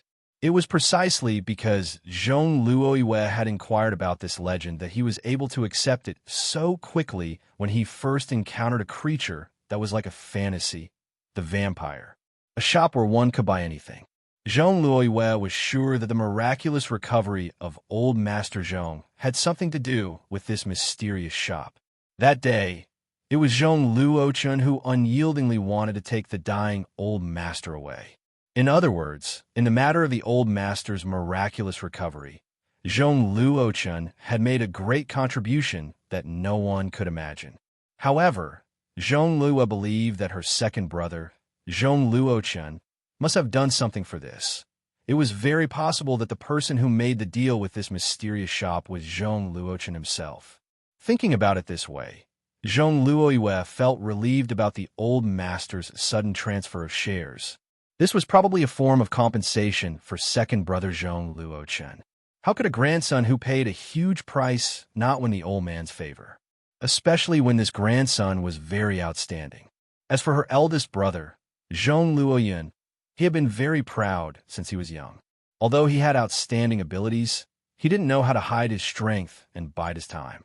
He was like a fierce general charging on a battlefield, but he was not suitable to be a commander. With second brother's ability and grandfather's full support, there shouldn't be any suspense. Zhong Luoyue shook her head. She originally wanted to get involved in the conflicts of interest within the Zhong family, but now this thought had faded a lot. No matter who it was, if they saw that kind of extraordinary power, they would probably lose interest in the original struggle for benefits. No matter how rich you are, no matter how powerful you are, in front of that kind of power, you can only surrender, Zhong Luoyue sighed. This time, she came back to the Zhong family with the intention of dealing with the family affairs. Then, she made up her mind to follow Elizabeth and see a world that she had never stepped into before. If nothing major happened to the Zhong family, there was no doubt that the second brother, Zhong Luochun, would take over the authority of the Zhong family. This further strengthened Zhong Luoyue's desire to break away from the conflicts of these worldly, aristocratic families. But this website and second brother's recent behavior, Zhong Luoyue frowned. Is this not your ambition, second brother? Thinking of this, Zhong Luoyue opened her lapel and took out a small makeup mirror box. After opening the box, there was a black card inside. If it is really omnipotent, then what kind of wish should I make? Zhong Luoyue stared at the black card. The remaining golden mark on the card suddenly lit up slightly. Zhong Luoyue took a deep breath and put the mirror box away. When she had obtained this kind of black card in the past, she had always had a feeling that if she stared at it for too long, she would have a deeper understanding of what the change this black card was. Or perhaps it was actually a kind of call. But now, this feeling was getting stronger and stronger, as if at any time, anywhere she shook her head and sorted out her thoughts. Then, she quickly walked out of the empty room and walked towards old Zhong. Old Zhong was reading a book of quotations. Grandpa Luo was always by his side, never leaving his side. This book of quotations was something that people in old Zhong's era would read. After all, it was a collection of the words of the founding great man. At this time, Zhong Luoyue knocked on the door and came in. Old Zhong put down the book in his hand and showed a kind smile. You are back? Come here. Let me see if you've lost weight. He was no different from those retired cadres who sat in the park and chatted, especially after he miraculously recovered. Even though he still held most of the Zhong family's possessions in his hands, Zhong Luoyue could no longer sense the aura of absolute supremacy that he had a few years ago from the old master. Maybe it was a good thing. After a lifetime of military service, it should be time to enjoy the rest of his life. Grandpa, Grandpa Luo. Zhong Luoyue greeted them and then sat down. Old Zhong nodded and then looked at Zhong Luoyue for a while, then said slowly, "You're still a bit pale. Why are your hands so cold?" Zhong Luoyue hurriedly said, "I just got off the plane. I guess I didn't have a good rest." Old Zhong didn't doubt it. He sighed and said, "Anyway, it's enough that you can come back safely. Anything that is lost can be earned back and found. But if you lose your life, then it is truly lost." Zhong Luoyue and Old Zhong chatted for a while, then suddenly said, "Grandpa, there's something I want to talk to you about alone. Just say it." Old Luo has been with me for so many years. He knows everything I know. What I don't know, he won't know more than me. Old Zhong shook his head slowly. "Grandpa Luo, it's my fault." Zhong Luoyue looked at Grandpa Luo apologetically. Grandpa Luo waved his hand and smiled. "It seems that what you were wants to say is very important for our Zhong family." Zhong Luoyue nodded and then said seriously, "Indeed. Grandpa, I've told you about what happened in the castle on the plane and the hospital. What do you think?" Old Zhong glanced at Old Luo beside him and suddenly became silent. After a while, Old Zhong said slowly, This world is not as simple as it seems. I can only say that what you've seen has happened more than once." Sure enough, Zhong Luoyue's expression changed slightly. Then she said, "Grandpa, I met people from the Song family this time. I found that there's a very powerful person in the Song family. He's like a martial arts master in a novel. He can even break a steel gate with one palm.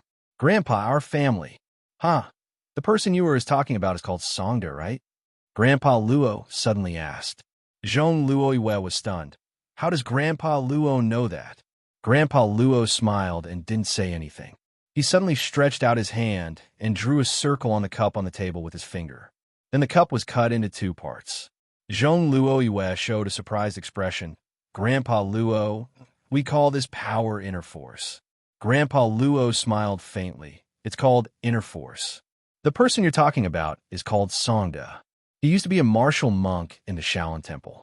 Later, he was expelled because he broke some rules. However, for some unknown reason, the Shaolin Temple didn't recover his kung fu. I met this person once. It should be 6 years ago. At that time, Song Tianyu of the Song family secretly returned to the country. It seemed like he had some personal matters to attend to." Zhong Luoyue picked up the cup with a neat cut and smiled bitterly. "Grandpa Luo, you lied to me so miserably. It turns out that you're a real martial arts master." Grandpa Luo shook his head. "I'm not a martial arts master now. I've only practiced some inner force techniques. Now that I'm old, my body can't keep up. If I really fight with a young guy, I'll most likely lose. After all, martial artists emphasize on qi and blood. With qi and blood declining, I'm not as good as I used to be. I really can't compare with those guys who seek immortality." Zhong Luoyue sighed. "I once saw a blind person in the Song family. He had an ancient bronze sword floating beside him. He could attack remotely. It was incomparably sharp. He was just like a legendary sword immortal." Grandpa Zhong and Grandpa Luo suddenly looked at each other. Grandpa Zhong frowned. "Since you saw it, it can't be fake. However, if there's really such a person hiding in the Song family, then it seems that I still underestimated Song Tianyu. No wonder he was able to build such a big foundation abroad by himself. It seems that there's a real transcendent helping him behind scenes."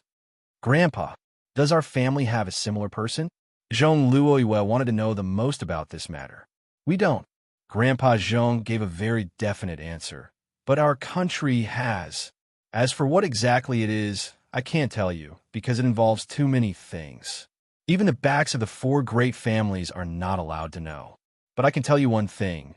That is, the guardians of our country have the power to make all the foreign enemies hesitate to attack the rat for fear of breaking the vases." Zhong Luoyue thought of Elizabeth's reaction to the west side of the Forbidden City, and her expression became serious. Zhong Luoyue smiled bitterly. "I feel like I've changed the world overnight, from ordinary to transcendent. But there's one thing I don't understand. Why do transcendent want to hide? Even if they like peace and quiet, what about a martial arts master like Grandpa Luo? If his martial arts can be spread, then the comprehensive strength of our country will be greatly increased, right? It's not like no one has ever mentioned this idea before. Old Zhong sighed. Even I once had the same idea. But the great man had a different opinion. He once said, "A chivalrous man uses his martial arts to break the law." This sentence is still fresh in my mind. Grandpa Zhong paused for a moment to organize his thoughts, and then slowly said, "Think about it. It's not too difficult for our country to spread these martial arts, as long as there's a rule. But what about after it's spread? What will become of society? Once it's spread, many people will be able to obtain these powerful martial arts. It may not be obvious in the short term, but what about the long term? Tell me, when an ordinary porter learns these powerful martial arts, what will become of society? And what if the porter's nature is not good?"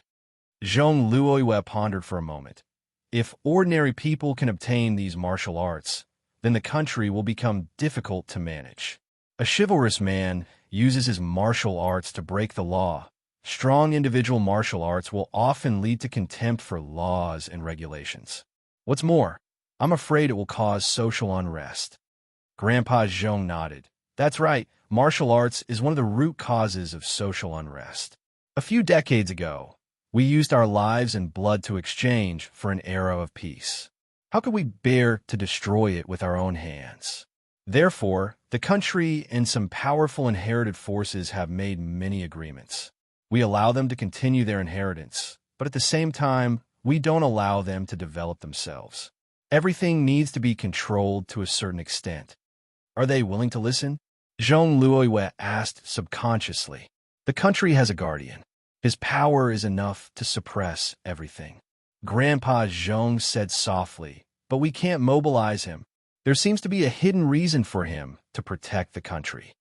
You don't know? Grandpa Zhong smiled bitterly. I'm afraid I'm not qualified. After all, I was just a soldier in those days. I was lucky to survive that era, and that's how the Zhong family became what it is today. Our Zhong family is one of the 4 great families in the capital. But who knows? There's another one above the 4 great families. There's another one? The Xianyuan royal family. Grandpa Zhong said seriously. It's a giant that has existed since ancient times. It's said that the Xianyuan royal family originated from the ancient Emperor Xianyuan. It has been passed down from generation to generation. It's just that ordinary people like us can't see it. Zhong Luoyue was speechless for a long time. That night, she heard a lot of secrets from her grandfather. When she left, it was as if she had gotten to know this country all over again. However, there was a guardian in the country who was powerful enough to suppress everything. Who was more powerful than Luo Qiu, the guardian or Luo Qiu? She still habitually regarded the mysterious Luo Qiu as the reference for all the extraordinary people. Besides, she didn't tell Grandpa Zhong that besides the blind man who could control the flying sword, the Song family also had a terrifying figure like Luo Qiu. Because when she saw Grandpa Zhong's serious expression when he heard about the blind man's existence, that was to say, the blind man alone was enough to make Grandpa Zhong reevaluate the Song family. Maybe he'll be more cautious. In this case, Zhong Luoyue muttered, it's not a big deal if he doesn't expose the existence of Luo Qiu. She didn't know why, but she always subconsciously didn't want to be the enemy of Luo Qiu. Aristocratic families were similar to each other to a certain extent. The only difference was that some aristocratic families were more low-key, some were more unscrupulous, and some were more influential. But aristocratic families knew each other and had a good relationship with each other. For example, the Zhang family and the Song family had a close relationship. They knew each other well. In the big house, Madame Zhang Lilinfeng had a call with Grandpa Song. Really? That's good. Your precious granddaughter is safe now. Otherwise, I'm afraid you'll do something earth-shattering again. Madame Zhang was now talking with Song Tianyu about the attack on Song Ying. After all, she knew what Song Tianyu's reaction was when the daughter of the Song family was murdered. Since then, the Song family was blacklisted by the Hua state because the Song family was too dangerous. I don't dare to do it again. If it happens again, I'm afraid they won't let me step into the country even if you help me. Song Tianyu's voice was a bit bitter. Zhang Lilinfeng understood the feeling of leaving home. That year, she left the capital as an orphan and a widow. Okay, let's talk about business. Zhang Lilanfang said, "We've prepared the preliminary work of the Imperial Mausoleum. How about your men? If it's possible, I can use my channels to bring them in. I'll go back next week." Song Tianyu said seriously, "The men have been selected. But before that, I need to go back to the ancestral grave of the Song family. I haven't been back for many years. I need to go back and have a look." "You're the descendant of your eldest brother." "I see. Go ahead. I'll control the progress of the development.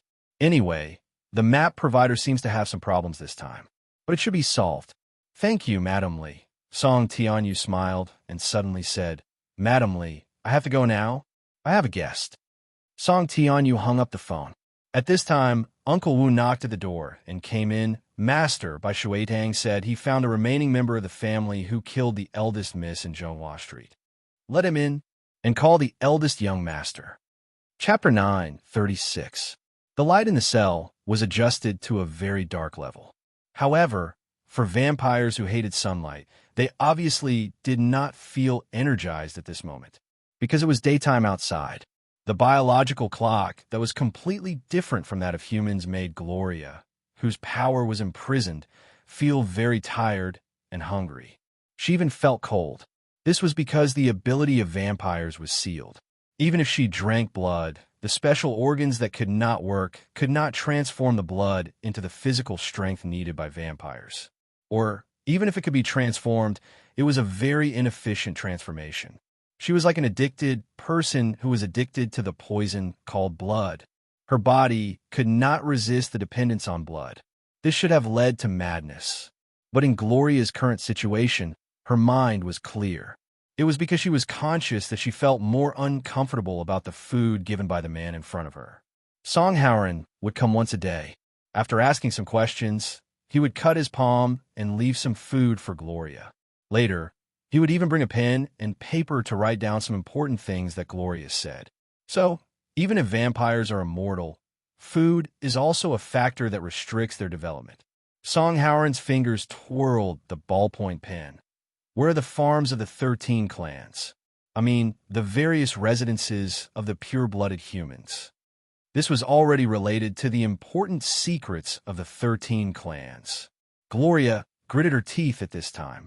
While resisting the pain caused by hunger, she hesitated whether to be frank or not, because during this period, she had exposed too many things that should not be known to ordinary people under this man's questioning. Strictly speaking, Gloria had committed the crime of betraying her race. What was worse, she belonged to the monitoring organization of the 13 clans, which was equivalent to an additional crime. At this time, Gloria curled up in the corner between the window and the wall, hugging her body. Her face was pale, and she shivered a few times. The fangs that vampires use to suck blood had already been exposed. I don't know. This is confidential, not something that I can know at my level." "You really don't know?" Song Howren suddenly smiled evilly, then took the remote control placed next to him and pressed one of the buttons. At this moment, the window on one side of the cell slowly opened, and the red light of the rising sun shone in. Under the light, they could see the dust dancing in the air. As the window opened, the light gradually began to spread to Gloria's body. She suddenly shivered and curled herself up even more tightly. When the sunlight spread from the bed to her feet, Gloria even shrank her toes in horror. Her pink toenails glowed with a touch of sparkling light because of the existence of the sunlight. "I only know one. It's my family's breeding ground. I don't know anything else." Gloria was still afraid of direct sunlight, after all. Song Howren smiled and pressed the stop button. The spread of sunlight instantly stopped in front of Gloria's toes, but the window was not closed, and the golden light was still in front of Gloria. Her entire body was still shrinking in fear. Not only did the feeling of nervousness not subside, but it grew stronger and stronger. "Where is it, M.O.? Brother Luo?" Gloria's voice trembled. Song Howren said indifferently, "Be more specific." "Tangier." After sailing east from Tangier, about half a day later, there's a small island. After Song Howren wrote this down, he glanced at Gloria's appearance at this time, and then closed the window. As the sunlight faded, Gloria's tense expression finally relaxed slightly. Song Howard suddenly said at this time, "I won't be back for a few days, and then I'll come again. Then I'll leave for a while. But don't worry, I'll get someone to send you 3 meals a day." Gloria still looked at Song Howard in fear. It seemed ridiculous that a vampire was afraid of a human, but this man had such an ability. With that said, Song Howard took out a small dagger, then held the blade in his palm and gently pulled it out. There was a glass cup under his clenched fist. The bright red blood formed a line and gradually filled the cup. Gloria's lips couldn't help but open. The cup was soon filled to the brim. Song Howard stood up and held his wrist while smiling. "This is your breakfast." "Oh no, it should be a midnight snack for you. Enjoy it." He was about to leave, but before he could completely leave, Gloria had already given up letting her rationality suppress her instincts. She climbed out of bed, rushed to the cup, and drank it all in one gulp without hesitation. After drinking the cup of blood, Gloria let her body fall to the ground. After drinking blood, vampires would have a very short period of pleasure. For them, it was almost the greatest enjoyment. Song Howard looked at this scene with interest and chuckled. "Although I've seen it several times, every time I see you like this, I have an impulse to experience it. This extreme pleasure." Gloria slowly opened her eyes and stared blankly at the ceiling. She lay motionless on the ground and suddenly said, "You are not a normal person." "Oh." Song Howard shrugged. "Why do you say that?" Gloria still didn't move, but her eyes were moving. They moved to Song Howard's body from top to bottom. "A normal person's wound can't heal so quickly. A normal person can't take it after bleeding for so many days. Maybe I'm born with a better physique." Song Howard smiled casually and turned to open the door. "Goodbye, Miss Gloria. It's really a pleasure to discuss vampires with you." After the steel door closed, Gloria slowly stood up. She glanced at the surveillance camera in the corner. This thing would automatically close when Song Howard came in, but once he left, it would open again. At this time, Gloria walked to the end of the bed and sat down. The surveillance camera could only see Gloria's body at the end of the bed, but it couldn't see her palm quietly stretched to the foot of the bed at this time. The single bed in this cell was directly made of steel. At this time, Gloria's fingers were twisting a screw at the foot of the bed, but she lowered her head and showed no expression. After leaving the cell, the wound on Song Howard's palm had healed. He casually shook his palm and didn't feel the numbness caused by excessive bleeding. It turns out that it's judged by the healing speed and the amount of bleeding. Song Howard muttered, "I thought it was because of the blood. Does that mean my blood is still human blood?" He was thinking about something that happened to him, but Gloria couldn't give him any useful clues. Perhaps he could consult Mr. Blind, but Song Howard did not plan to reveal the secret of his immortality. Immortality? Could Mr. Blind's Tao heart resist this kind of temptation? While thinking, Song Howard's cell phone rang. It was Oni who called, saying that the car was ready and they could leave at any time. Later, he would go to Zhonghua Street with Bai Shuidang to find out what happened to the remnants. Of course, eldest young Master Song would not be the only one in danger. Earlier, there was already a group of people quietly heading there. "I'll come over later." Song Howard stopped and turned off the phone, then walked to the courtyard next to him. This was the place where his father kept his books, a study like a hall. Without a doubt, Song Howard met Luochio, who got up early. "In my humble home, Luochio could be found here if there was nothing important." This nephew Gu had a scholarly aura that made people feel comfortable. This made Song Howard think of the grassland below the snowy peaks. It was vast and peaceful. "Are you used to it?" Song Howard's voice came in before he stepped through the door. Luochio, who was reading a book of poems, put down his hand and asked curiously, "What do you mean?" Song Howard smiled. A beautiful woman is studying without a beautiful woman by your side. I'm asking you if you're used to it. If you're not used to it, I'll find you another one later. I promise she won't be worse than Ganhong." "What's the matter?" Luochio asked casually. "Oh, you're obviously avoiding the question, but why are you so natural every time?" Song Howard walked in helplessly, and suddenly his heart moved. "Luochio, do you want to go out with me?" "That's fine." Luochio nodded, "But Are we going to do something? No, I just want her to follow me. Song Howren smiled. Because I suddenly have a feeling that as long as I take you with me, good luck will come. Anyway, you have nothing to do, right? Premonition? Song Howren nodded. You don't know? My premonition is very accurate. Come on, don't be a bookworm. I'll take you to play something fun. Wait for me to pack up. Loachio got up, put the poetry collection back to its original place, and put out the burning sandalwood. After putting away the teapot and teacups, he walked out with Song Howren unhurriedly. But, as long as I take you with me, good luck will come. Has he become a mascot? Bai Shuidang didn't expect the Song family to act so quickly. Early in the morning, the eldest son of the Song family, Song Howren, asked him to personally take him to Zhonghua Street. In addition, what surprised Bai Shuidang even more was that this time, the Master Chiu that the servant mentioned accompanied him. About this Master Chiu, Bai Shuidang quietly asked an old acquaintance in the house later in the night, and found that even the old staff didn't know much. They only knew that this person came back with the eldest son, Song Howren, and entered the morning hall on the first day of his return. Later, old Master Song announced his identity.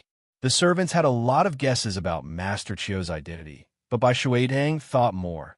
Song Tianyou's thoughts were almost a set of traditional etiquette. Even Song Inc. was not allowed to enter a place like the morning hall unless it was an important day. The fact that Master Chiu directly entered the morning hall surprised Bai Shuidang. This meant that this Master Chiu was recognized as a real male of the Song family. But this is good. Bai Shuidang sat in the car. He came in with a gloomy face. He glanced at the car behind him in the rearview mirror. Song Howren and Loachio were both in this car. Bai Shuidang sneered and took out the phone from his clothes. After a long time, the person on the other side of the phone was finally willing to answer. It was Basil's voice. Basil. Bai Shuidang looked at the driver indifferently. When he called out the driver's name, he could see the driver's shoulders shake a little. What else do you want from me? I've said that I won't continue to cooperate with a treacherous guy like you. Basil, the guy who is driving me now, is it you who put it beside me? Bai Shuidang sneered and said, You probably already know that I went to my house. You in the front, you better not slow down the car, or the people behind will be suspicious. The phone was silent for a while. After a while, Basil spoke again on the phone. Bai Shuidang, what are you planning? At this time, Bai Shuidang said indifferently, I guess you must be thinking that after you and I fell out, I immediately went to find that old fox Song Tianyu in order to protect myself and tell him about you, right? Basil sneered, do I need to guess? Bai Shuidang snorted, Basil, you look down on me too much. My purpose of going to my humble home was not to protect myself, but to lure people out. But I thought it would take at least one day for the Song family to make a move, but I didn't expect that the Song family could not sit still. You mean Song Howren? Bai Shuidang said in a low voice. Wait, I'll take him to your hiding place. Whether you can kill him or not, it depends on your ability. Basil, my gift is sincere enough, right? You'd better not play any tricks on me. Bazir coldly snorted before continuing. However, if we can really get rid of Song Howren this time, our cooperation can continue. I hope so. The phone was cut off after a few seconds. Bai Shuidang looked at the driver in the rearview mirror. The driver seemed to find that Bai Shuidang was looking at him, so he turned his eyes to the front. Bai Shuidang said, Basil is pretty smart. At least he knows to find a Chinese and not a foreigner to lower my guard. The driver wanted to say something, but he suddenly froze, because when he looked at the rearview mirror again, he found that Bai Shuidang already had a small pistol in his hand. His arm was resting on his thigh, and the muzzle of the pistol was pointing up slightly. If he shot from this distance, President Bai, let's talk nicely. How much did Basil give you? I'll give you double. How about it? Bai Shuidang said suddenly, I still lack a dog. Do you want to do it? President, thinking about it. You're quite young. Are your parents still alive? What about your family? Have you bought insurance? Oh, if you don't tell me, I can find out. It's just a waste of time. The driver's forehead broke out in cold sweat. He hurriedly said, President Bai, I'll bite whoever you ask me to. Bai Shuidang smiled and said indifferently, Drive, be careful. Yin Yin PS1. Thank you to under the parasol tree. The leg accessory named White Stone is ready. Thank you to the digital book friend 20170428005707291, the sect leader 0/1 PS3, and the previous 2/3. Chapter 9:37. That morning, Song Ying returned to work in the Song dynasty as usual. On one hand, it was because old Master Song had ordered her to return to the country, so she needed to arrange the internal affairs of the group in a short period of time. This was a task with a lot of work. On the other hand, the news of Song Ying's attack had more or less spread. In addition, she had been detained in the hospital for a while, so she hadn't appeared in front of the employees of the Song dynasty group for a long time. Thus, she had a reason to come back. Of course, after experiencing these things, Song Ying was much more well-behaved than before. Moreover, old Master Song had even assigned Song to be her bodyguard. In addition, there was also a small team selected from the village that had been hiding in the dark. The best way to break a rumor was to break the rumor itself. From the moment Song Ying appeared in the group in high spirits, the rumors that Miss Song Ying was seriously injured and on the verge of death were unfairly dismissed. Can't find him? In the office, Song Ying frowned as she looked at her secretary, Su Mei. She was reporting to Song Ying that an employee of the finance department couldn't be found. There was a leave slip on the table, but I asked the department head, and he said there was no word on it. Su Mei quickly said, also, we checked the accountant's computer and found that all the information on it had been formatted. What did the internal affairs department say? Song Ying's fingers kept tapping on the table. I'm afraid he absconded with the money, Su Mei said solemnly, because the money that was going to be sent to the bank that day all disappeared. Song Ying snorted coldly, scaring Su Mei into silence. The accountant's sudden disappearance and the hotel's turnover that day had been stolen. These things had happened after Su Mei had asked Accountant Yu to provide the accounts of Zhonghua Street's expenses in recent years. It seems we can only ask the president of the Chamber of Commerce. There should be a backup. Song Ying shook her head. Su Mei hurriedly said, then I'll inform president by right away and have him make preparations. Song Ying bit her lip and suddenly said, no need. After the emergency meeting, prepare the car, and I'll go directly. You'd better not tell anyone. Su Mei nodded. It seemed Miss Song Ying was planning a surprise visit. Indeed, if there really was a problem, only a surprise visit like this could lead to some clues. Miss, you haven't had breakfast yet, right? I'll get someone to prepare it for you. Su Mei continued. There's still some time before the meeting. There's still work today. I'm afraid I won't be able to hold on if I don't eat something. Song Ying had indeed left early today. It was only early in the morning when she left. She was actually the first person to wake up in the Song family almost every day. All right, let's get something to eat. Song Ying nodded. Su Mei said, is Benedict's egg with black coffee okay? This was the breakfast that Song Ying usually ate. As a secretary, Su Mei had already memorized it. Unexpectedly, Song Ying suddenly said, I don't want to eat this today. Let's eat porridge. I want to eat something lighter today, so plain porridge will do. Su Mei, the porridge you made last time was pretty good. It was that kind of porridge, right? What's wrong? Is there a problem? Su Mei was stunned for a moment. Then, under Song Ying's puzzled gaze, she quickly said, okay, I'll go prepare it right away. Su Mei quickly left the office. When she closed the door, she saw that Song Ying had begun to look down at the documents piled up on the desk. Oh no, I was too sleepy at that time. I can't remember the steps clearly, but if it's just plain porridge, the cooking method should be similar. There should be no problem. Su Mei walked toward the kitchen absent-mindedly. Not long after Su Mei left, a senior manager in the Song Dynasty Hotel knocked on the door and came in. It wasn't anything important. He just brought a request from environmentalists and a plan. Missing, the initiator of this plan is Mr. Quadic. You know, Mr. Quadic's ancestors are great aristocrats. He has a lot of friends with powerful people.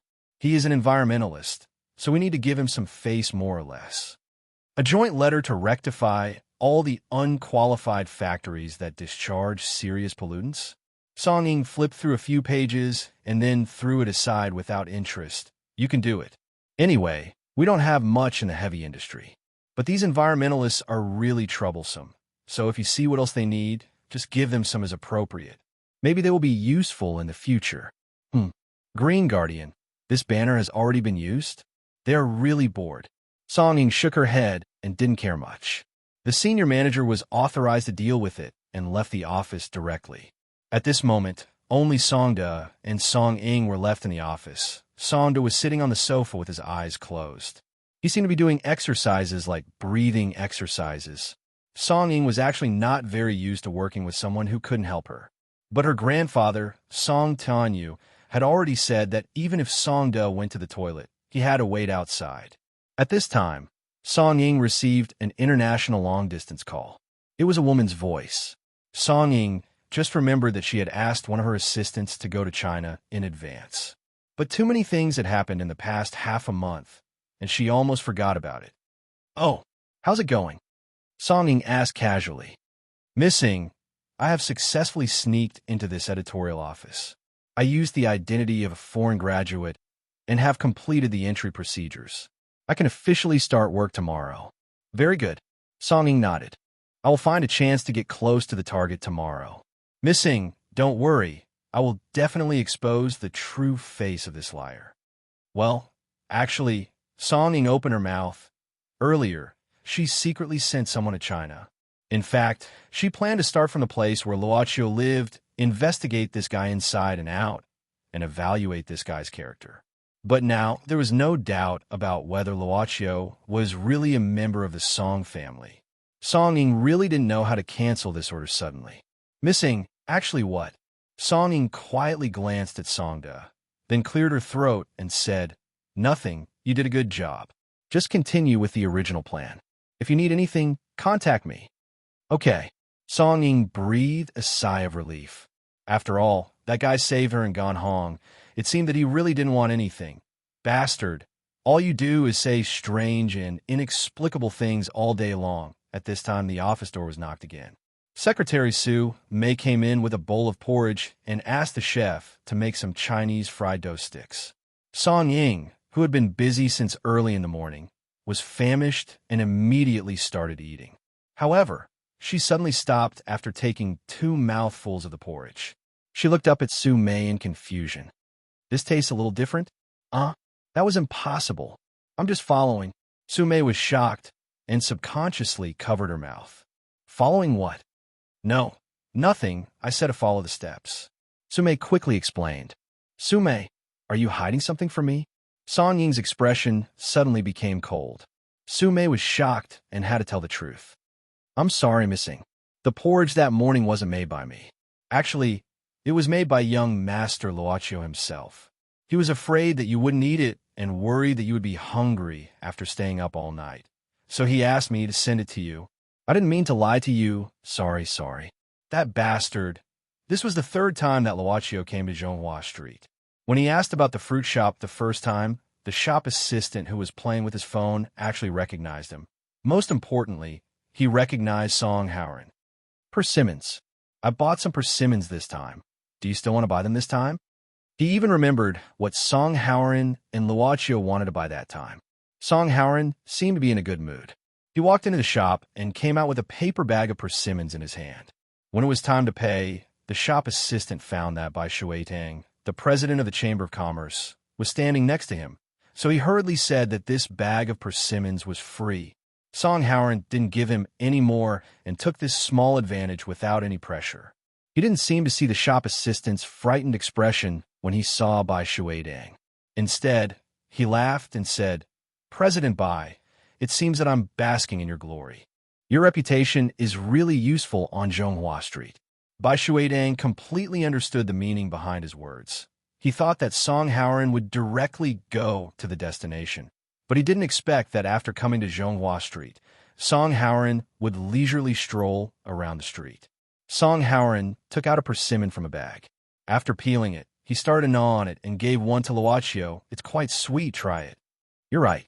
Luochio didn't hold back at all. At this time, Bai Shuitang walked to Song Howren's side and whispered, "Master, I think it's about time. I'm afraid they'll find you if you stay here for too long. If they run away, It'll be difficult to find them next time. Song Howard nodded. That's true. Where's the place you just mentioned? Bai Shuatang said, it's in a restaurant not far from the back street. They've been eyeing a house for a long time. The name of the restaurant is Heavenly Fragrance House. Song Howard nodded, turning back and saying, did you hear that? Heavenly Fragrance House. They've killed them. Oni, who was following behind Song Howard, grinned grimly and said, okay, I'll go now. Saying this, Oni walked into the crowd and took out his phone. No one knew what he was saying. Bai Shuatang wanted to listen, but he was already far away. Song Howard put his arm around Luocio's shoulder and said with a cheeky smile, just a few small fries. Let's wait for the good news here. President Bai, don't you think so? Of course. Bai Shuatang smiled. I was too nervous, thinking that you were going to do it yourself. Haha. Actually, this is good too. Let's wait for the good news. Why don't we go to the tea house in front to have some tea? At this time, we can still listen to a song. Wouldn't that be wonderful? Song Howard said, I don't like to listen to dramas. President Bai, is that place still open? Which place? Bai Shuatang didn't react for a while. Song Howard narrowed his eyes and smiled. The Red House. Today, I specially brought my Luocio out, intending to take him to the Red House to have some fun. The matter of arresting people is just in passing. Before Bai Shuatang could reply, Luocio asked curiously, what kind of place is the Red House? Song Howard said craftily, in the words of ancient times, it's a brothel. Aren't you very excited? Luocio stared blankly. Of course he knew what a brothel meant. It was just that he had never been to such a place. What, you don't like it? Not really, then let's go. Luocio thought for a while, and then agreed. It was Song Howard's turn to be greatly astonished, and he said incredulously, that's strange. I thought you would directly skip the topic and pretend you didn't hear me. I didn't expect you to actually agree. This is really beyond my expectations. You don't play by the rules, do you? Luocio said casually, I thought maybe I could see a lotus in the mud. In that case, there's no reason to refuse. Is that so? Song Howard thought for a moment, then nodded and said, growing out of the mud, but remaining untainted. So this is the type you like? But it's easy to find someone who looks pure, but it's hard to find someone who's also pure on the inside. Let's do our best and leave the rest to fate. President Bai, aren't you going to lead the way?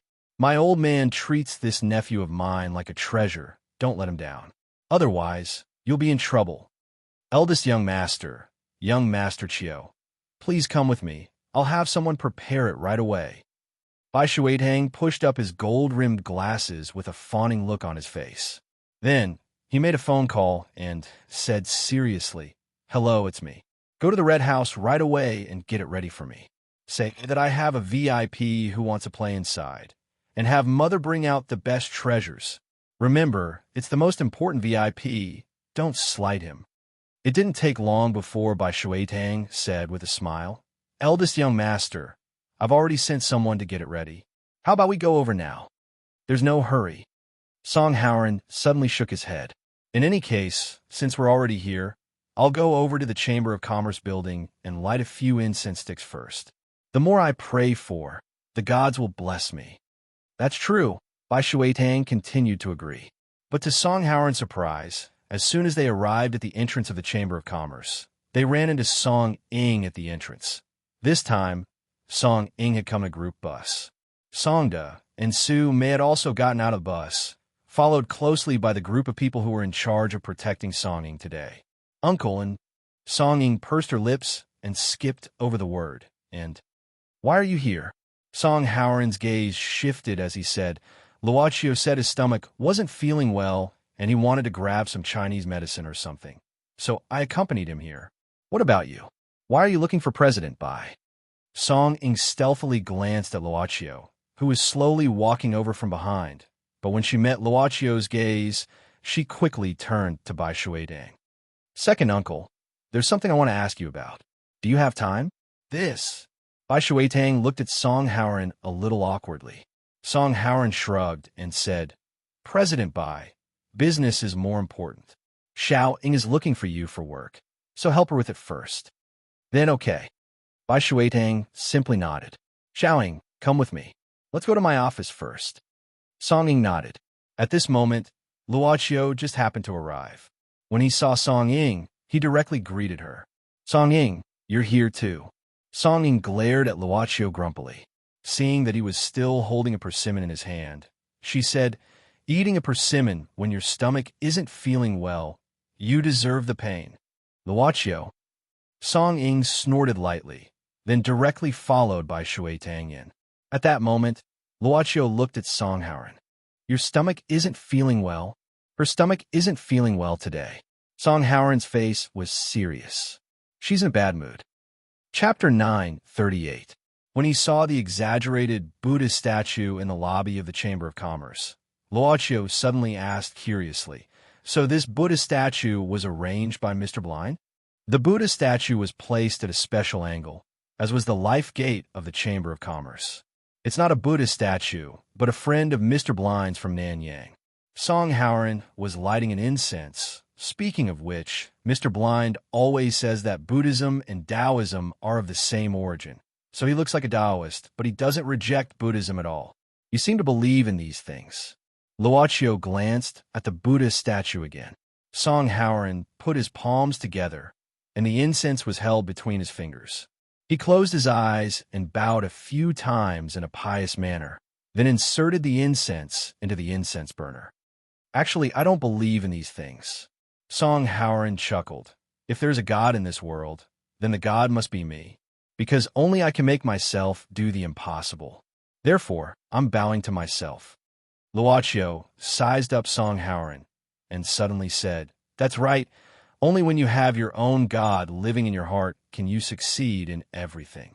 Song Haoran was very happy that Luoqiu didn't destroy his confidence. And at the same time, he sized up Luoqiu. Then what about you? What is the God living in your heart?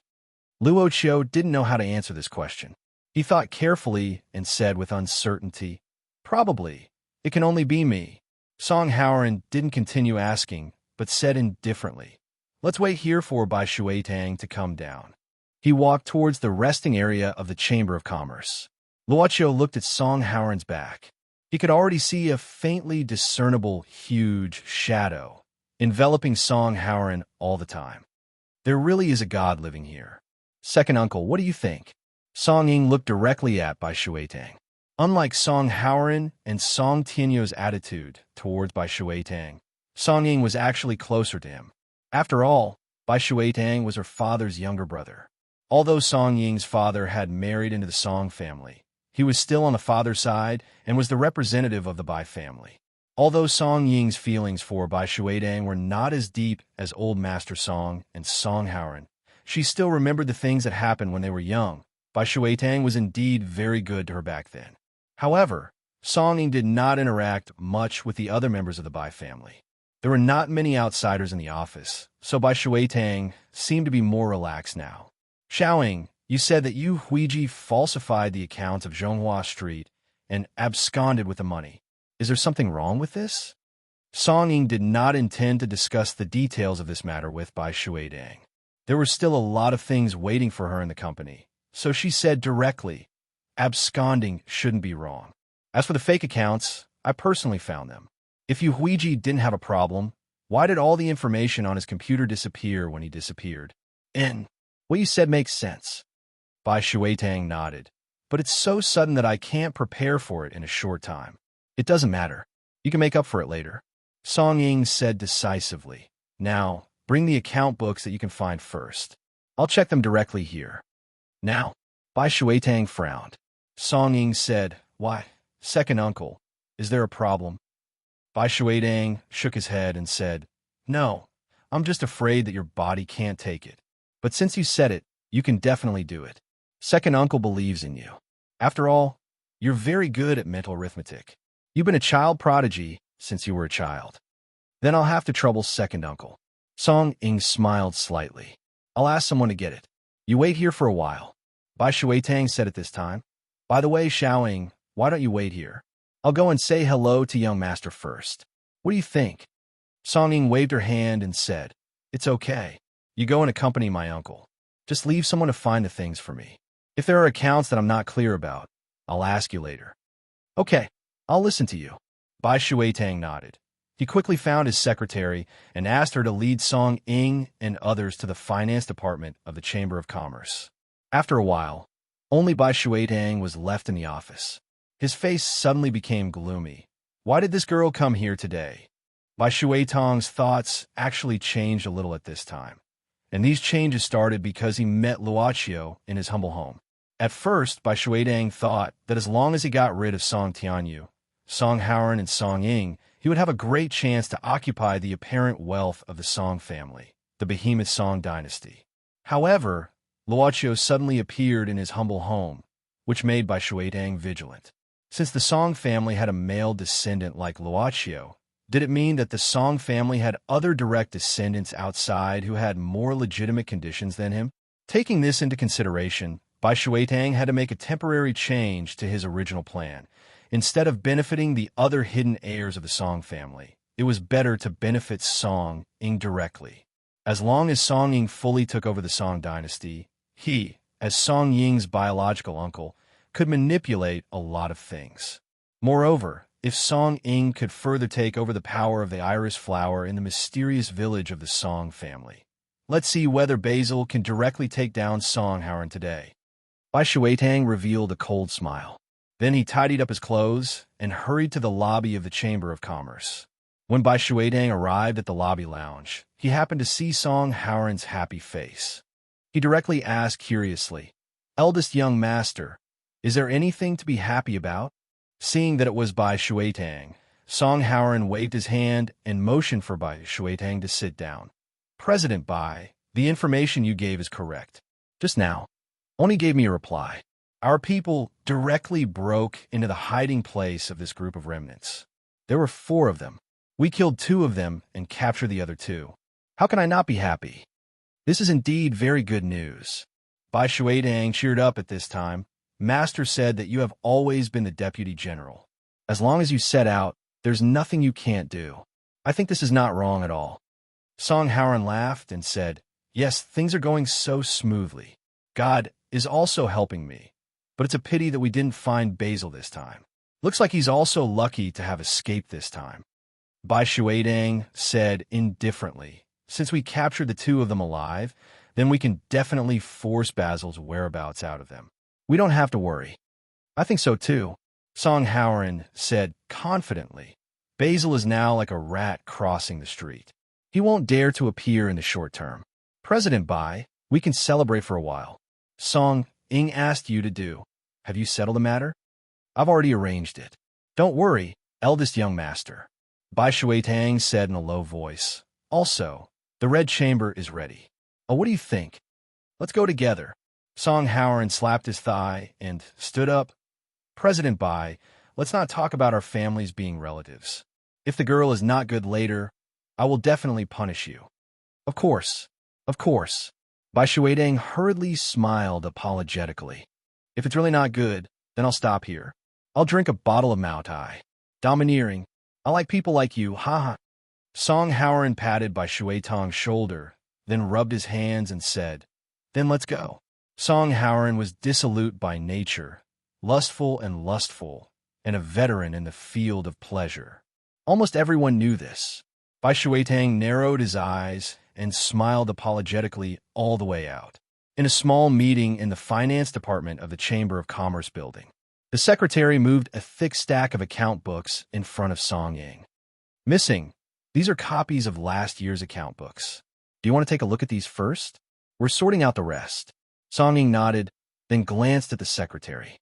She noticed that her collar was a little low, but she didn't say anything and only gave an indifferent Song Ying casually opened one of the account books and glanced at it. However, her fingers suddenly stopped typing on the computer. Song Ying seemed to have thought of something and suddenly looked at Song Da, who was sitting in a chair against the wall. "Song Da, your stomach hurts. Is there any use for taking Chinese medicine?" Song Da opened his eyes with a look of surprise, then said awkwardly, "That. Missing. Why don't you ask your wife about this?" "What are you talking about?" "I'm talking about a normal stomach ache. It's not what you think it is. Dirty." Song Ying glared at him fiercely. "Then why did you add Master Chiu as the subject in front of your name? It should be effective." Song Da could only reply in grievance. Do you want me to ask Blind for some pills? No need.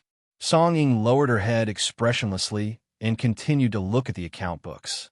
However, not long after, Song Ying raised her head a little absent-mindedly.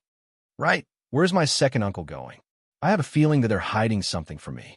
Should it be called a woman's sixth sense? From the beginning, Song Ying had felt that Song Haoran was a little strange. This, missing, I'm not too sure either because the president didn't tell me. Song Ying said indifferently. Did he not tell you? Or did he forbid you from telling me? Missing, I really don't know. The secretary looked at Song Ying with some grievance.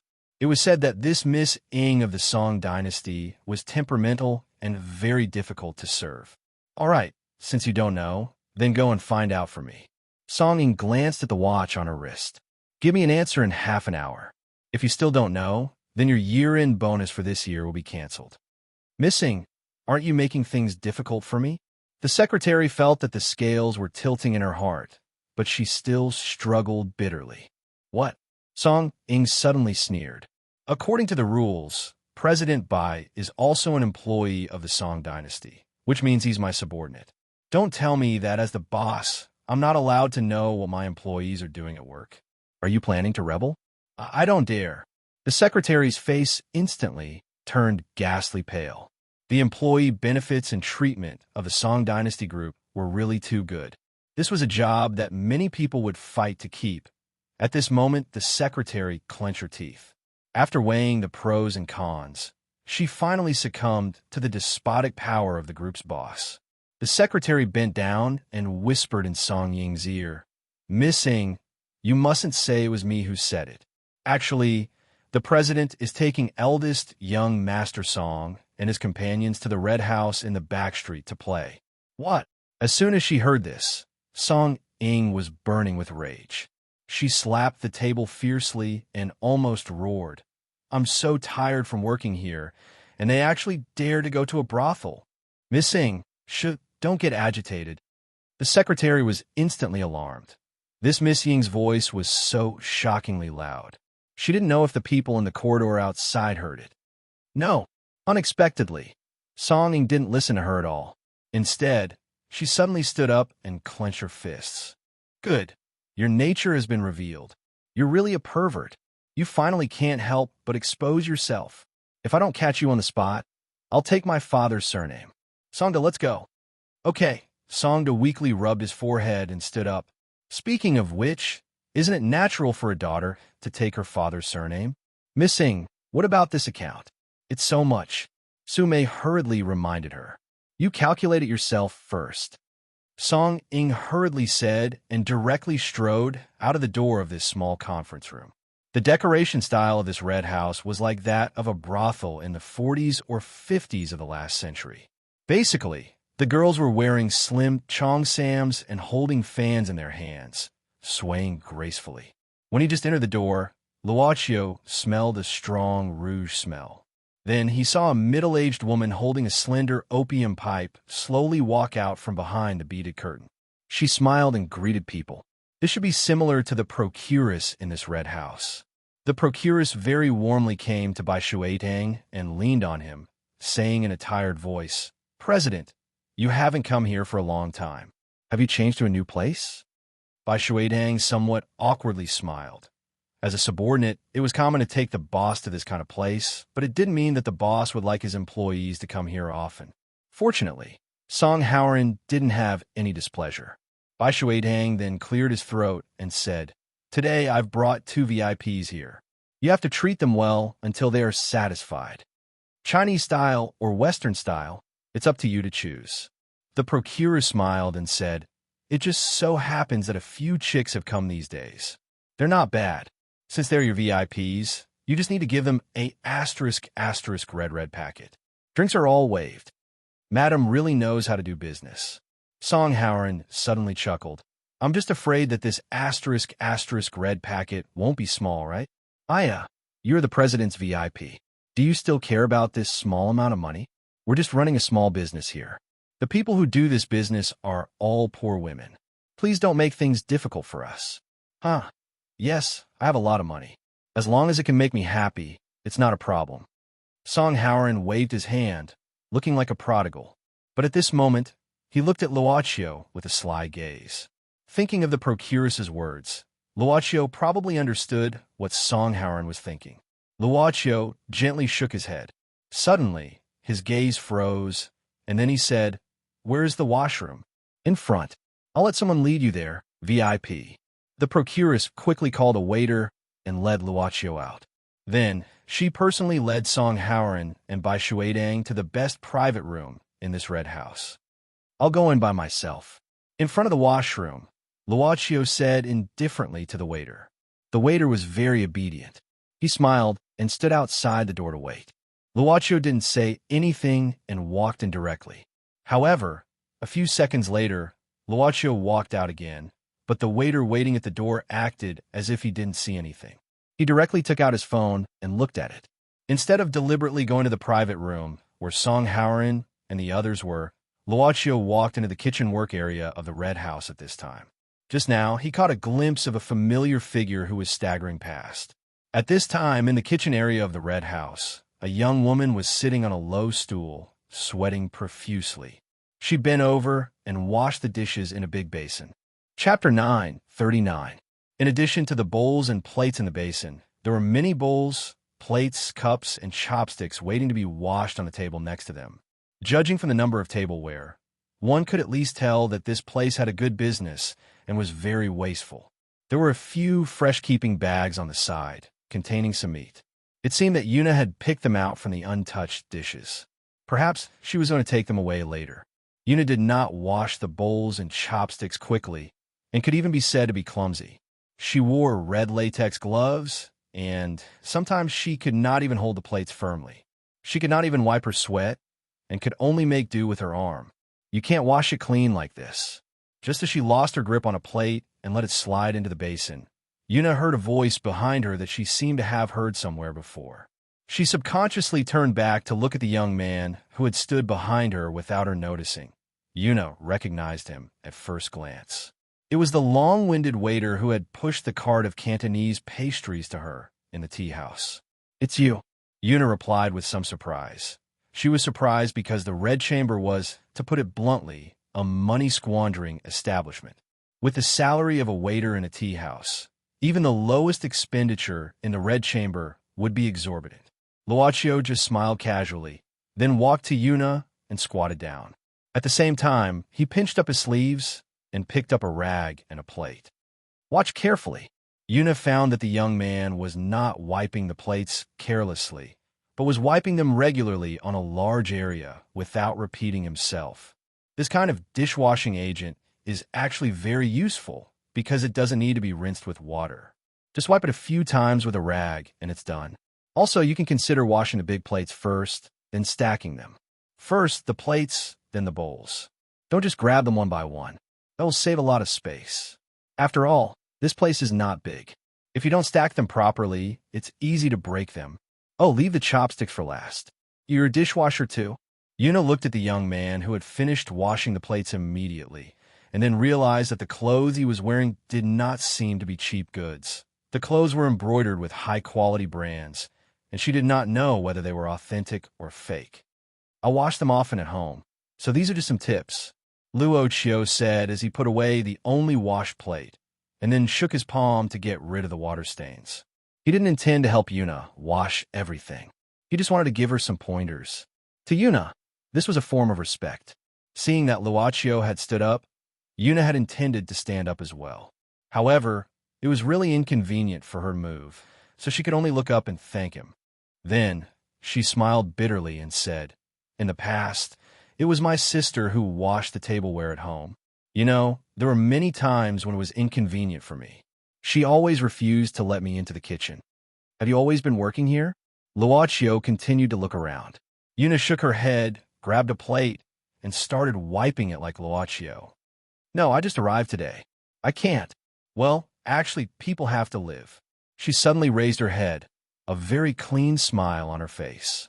"Although it's a little dirty here, the salary is not bad. And most importantly, they're willing to hire me." "Very good." Luochio nodded. "Then I won't disturb you. It's okay." Yuna smiled. This seemed to be a guy who could bring peace to people. The originally boring and tiring work seemed to have become a little lighter because of this guy's arrival. By the way, I still don't know your name? Yuna asked politely. Luo Chio had walked to the door at this time, but at this time he bent down, picked up the crutch on the ground, and put it back to the wall. It should have been leaning here before, but he didn't know when it fell down. It won't be too late to tell you next time we meet. He left just like that, without any excuse to force himself to stay, and without any intention to continue the conversation. It was as if he was just a traveler who had left after a hurried glance. Yuna heaved a sigh of relief and looked at the time. In fact, it was already lunchtime. She leaned against the wall and took the crutches. Then she picked up a few food preservation bags, pushed the kitchen door open, and walked out. There was a small alley in front of the door. Yuna came here once when she was at work today. At this time, she was looking around as if she was looking for something. Very soon, Yuna heard something. At this time, a smile appeared on her slightly haggard face. She held the crutch and quickly walked over to the place where a few baskets were casually stacked. Yuna carefully took out one of the baskets. Then, she poked her head in and saw a few pairs of small eyes looking at her. The sound of a cat's meowing was very tender. A mother cat was surrounded by 3 kittens. They were stray animals living here, found in the clubhouse where Yuna had just gone to work in the morning. Yuna's eyes suddenly lit up, and her smile seemed to be brighter. Then, she opened a safety bag and poured out some of the food inside. Obviously, she was going to feed the kittens and the mother cat. They seemed to be unable to resist the temptation of the food. The mother cat carefully stretched out her head, trimmed a piece of fish on the ground a few times, and then took a bite. However, it didn't swallow them. Instead, it brought them back to the basket and put them down.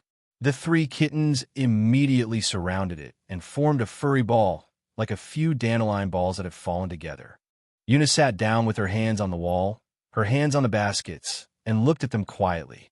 The family suddenly became very quiet and peaceful. Click! In the distance, a crisp sound of a shutter was heard. It didn't alarm Yuna. She didn't know that at this moment, her appearance had been reflected in a golden Hasselblad camera. In the distance, Luochio looked away from the camera contentedly. He held the Hasselblad camera in his hand.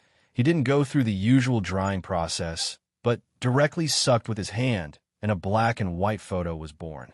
The black and white background of the photo erased the paleness on Yuna's face, leaving only her pure and sweet smile. What an unexpected gain. The quality of the girls the procuress found was indeed good. Song Howren was a man who had seen countless girls. At this time, looking at the girls brought by the procuress, there were indeed 1 or 2 that made his eyes light up. Of course, it was just the shell in front of him. As for the thing inside the shell, it was hard to say. President Bai, the best girls in the Red House are here. It was obvious that the procuress was proud at this moment. After all, these girls have been trained for a long time. From the beginning, they were asked to show the temperament of women in that era as much as possible. Master, is this batch okay? Bai Shuitang saw that Song Howren seemed to be in a good mood, so he directly approached and asked. At this time, Song Howren casually picked 2 and said indifferently, "Leave these 2. Under the direction of the procuress, the selected girls directly walked to Song Howren's left and right sides. Unexpectedly, Song Howren suddenly said, "The person you want to call is not me, but someone else. Let me tell you, when he comes back, you can." Song Howren suddenly whispered in the ear of one of the girls. This girl couldn't help but cover her mouth and laugh secretly, as if she was amused by one of Song Howren's bad ideas. This friend of mine is unfazed by favor or disgrace. I've never seen him flustered. Master Song was full of evil tricks. If you 2 can embarrass him later, I'll give you 5 million each, buying a smile with 1,000 taels of gold. Unfortunately, this Master Song was buying a man's embarrassed smile. Song Howren's straightforwardness made the 2 girls' eyes light up. However, Bai Shuitang frowned as she listened. She thought to herself, this young master of the Song family is indeed not an ordinary prodigal. He doesn't even know how to cherish the Song family's wealth. President Bai, your friend is back. The procuress had been paying attention to the door. At this moment, she saw Luochio slowly walking over from the corridor downstairs, so she immediately reminded him. Song Howard instantly waved his hand, and the two girls hid on either side of the door at the same time. At the same time, they unbuttoned the necklines of their cheongsams, revealing half of their soft breasts. 1, 2, 3, pop! Ah! But Song Howard's originally smiling face instantly froze. What the hell, the person who pushed open the door and entered wasn't Luochio, but Song Ying. At this moment, Song Ying's eyes widened. These two girls kissed her cheeks on both sides, and they even hugged Song Ying's hands very passionately, directly pressing her down like a ball. Their slender legs even stretched out from the slit in their cheongsams and stuck to Song Ying's legs, as if their entire bodies were glued to them. It was probably a very erotic scene. Ah! Before Song Ying could react to this sudden contact, she heard a calm voice behind her. Her neck stiffened as she turned around. Luochio. Oh! Luochio glanced at her, then uttered a very short word with a look of realization on his face. Oh, your sister. Song Ying suddenly shuddered and screamed. She directly flung the two seductive girls away, then rushed up to Luochio and grabbed Luochio's collar at lightning speed. She roared, "Oh, what? What's the meaning of looking like you've discovered a new continent? What kind of dirty thoughts are you having? Lesbian, right? Lesbian, right? Friction, right? Do you want to wipe it?" Luochio blinked and reached out to take out a pack of tissues. Song Ying was stunned and subconsciously looked at the glass window in the corridor, only to see two bright red lipstick marks on her own cheeks. Ah! Song Ying suddenly screamed, then instantly raised her hand. Slap! Bai Shuitang sat at the furthest place uneasily. As for Song Howard, he leaned against the back of the sofa with a mischievous smile on his face. No one knew what he was thinking. At the same time, Luochio sat without a sense of presence. Song Ying dipped the tissue in water and vigorously wiped her cheeks. Songda, on the other hand, stood to the side expressionlessly. At the same time, there was a faint handprint on his cheek. He actually looked like he had lost all hope in life because he really couldn't understand why Miss Song Ying's slap was aimed at him in the end. In that situation, young Master Luochio should have been more convenient. As for the brothel keeper and the rouge powder, Song Ying had directly kicked them out. "What are you looking at?" Seeing Song Da's aggrieved gaze, Song Ying glared back. "Song Da, aren't you practicing the Vajra skill? This slap won't hurt or itch." "I didn't practice on my face. Okay, Miss Sun." Song Da smiled bitterly. "Who told you not to practice on your face? If I practice on my face until it's stiff, then there won't be any expression at all. Okay, I'll go back and practice on my face." Song Da was defeated. He really didn't know how to deal with women. "All right, little girl, what are you doing here?" Song Howard looked at Song Ying and laughed. "Don't tell me you don't know where this is.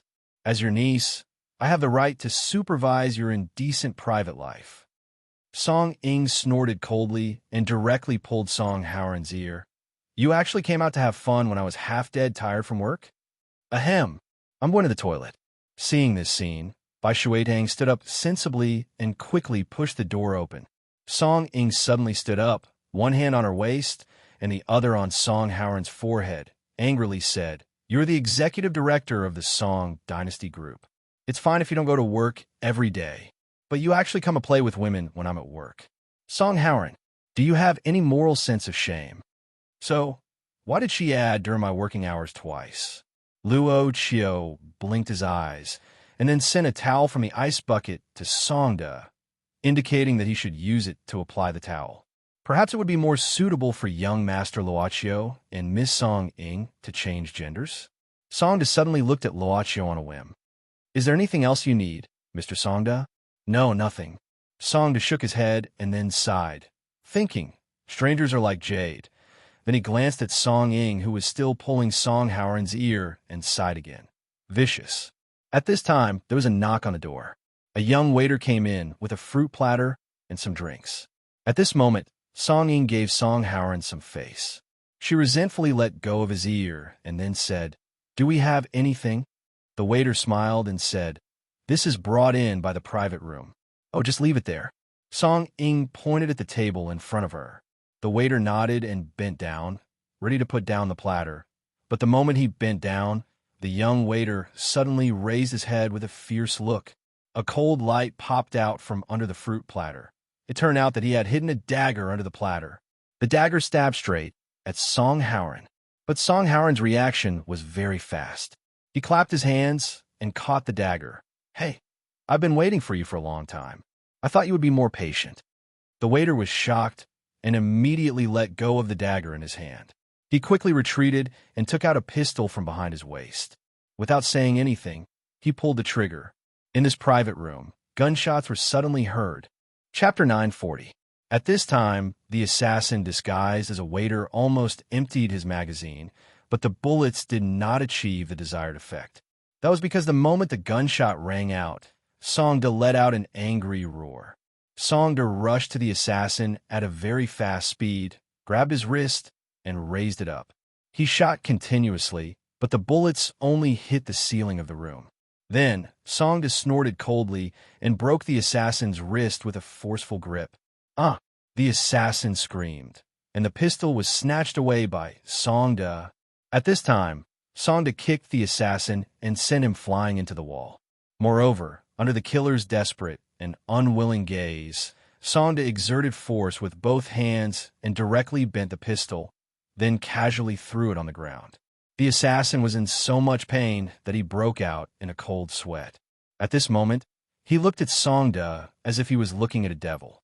He cursed in a language that was hard to understand, but it was not easy to talk to him. "It's all right." Song Howren let go of Song Ying. At the moment when the assassin took out the gun, Song Howren held Song Ying in his arms and threw her to the ground. Then, he turned his back to the assassin. Only after Songda defeated the assassin did he pull Song Ying up. Song Ying's lips were a little dry, but she was not too panicked. She had encountered similar assassinations several times, so she had long passed the stage of panic. At this time, Songda rushed forward again and dislocated the assassin's shoulder. Then he grabbed the back of the assassin's collar and lifted him up. "Speak. Who sent you?" The assassin was in so much pain that he was sweating, but he did not say anything. He just stared at Songda with hatred. Song Ying frowned. She recalled what Song Howren said when the killer took out the dagger. "Uncle, did you lure this guy here on purpose? Is that why you came here?"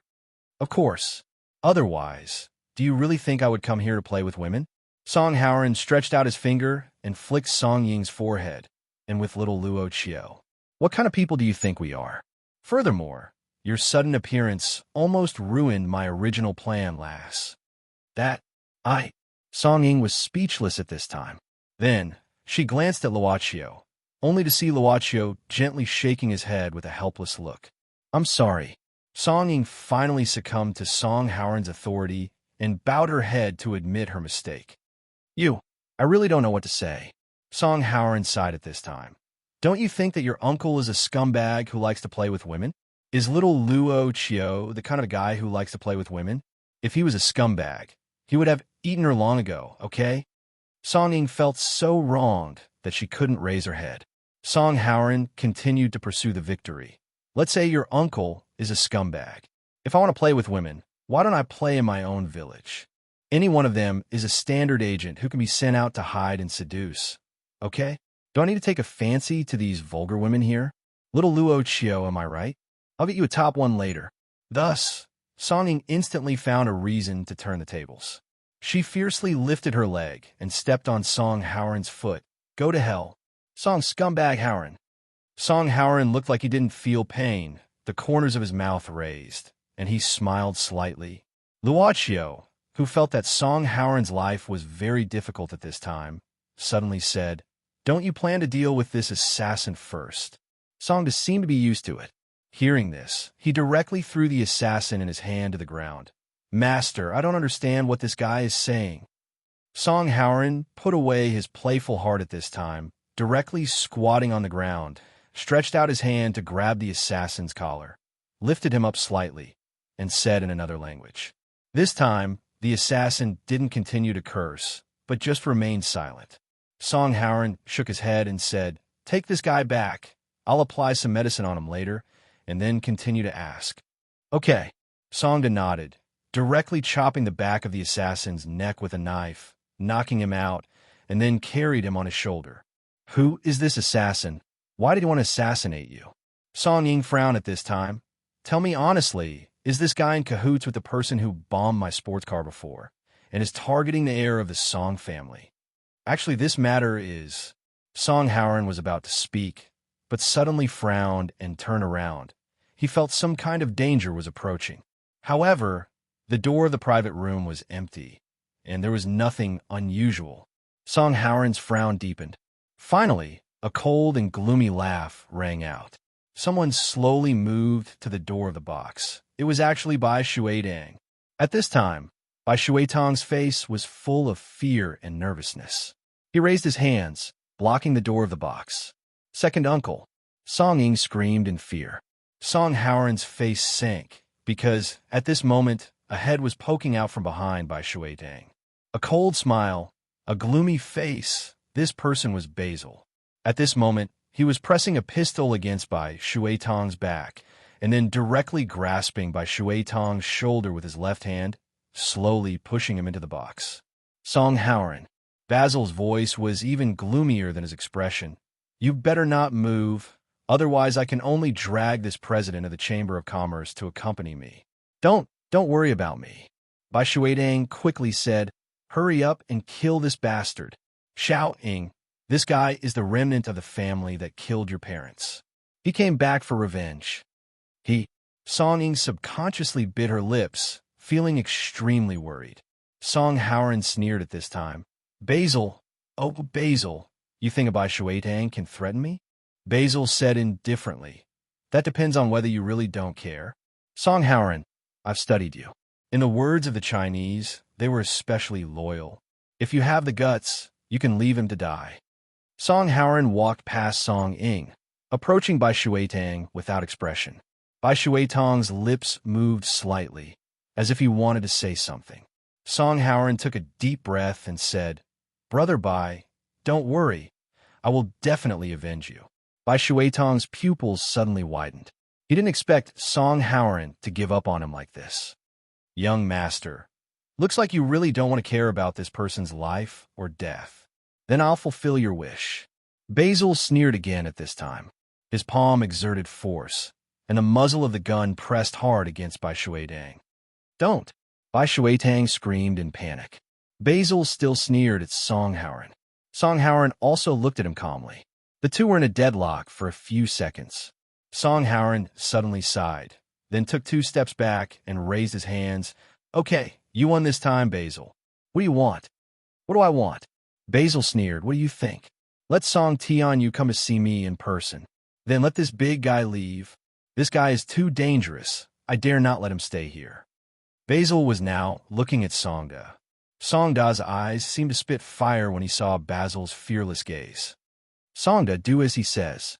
Song Howren suddenly ordered. But young master, at least you should let father know the situation here, right? Okay. Songda nodded helplessly. Go in. At this time, 2 men grabbed Luochio and Song Ying respectively, pushing them into a cold room. This seemed to be a shop that sold frozen meat. Because of the gun pointed at her, Song Ying glared at them, but she had no choice but to go in unwillingly.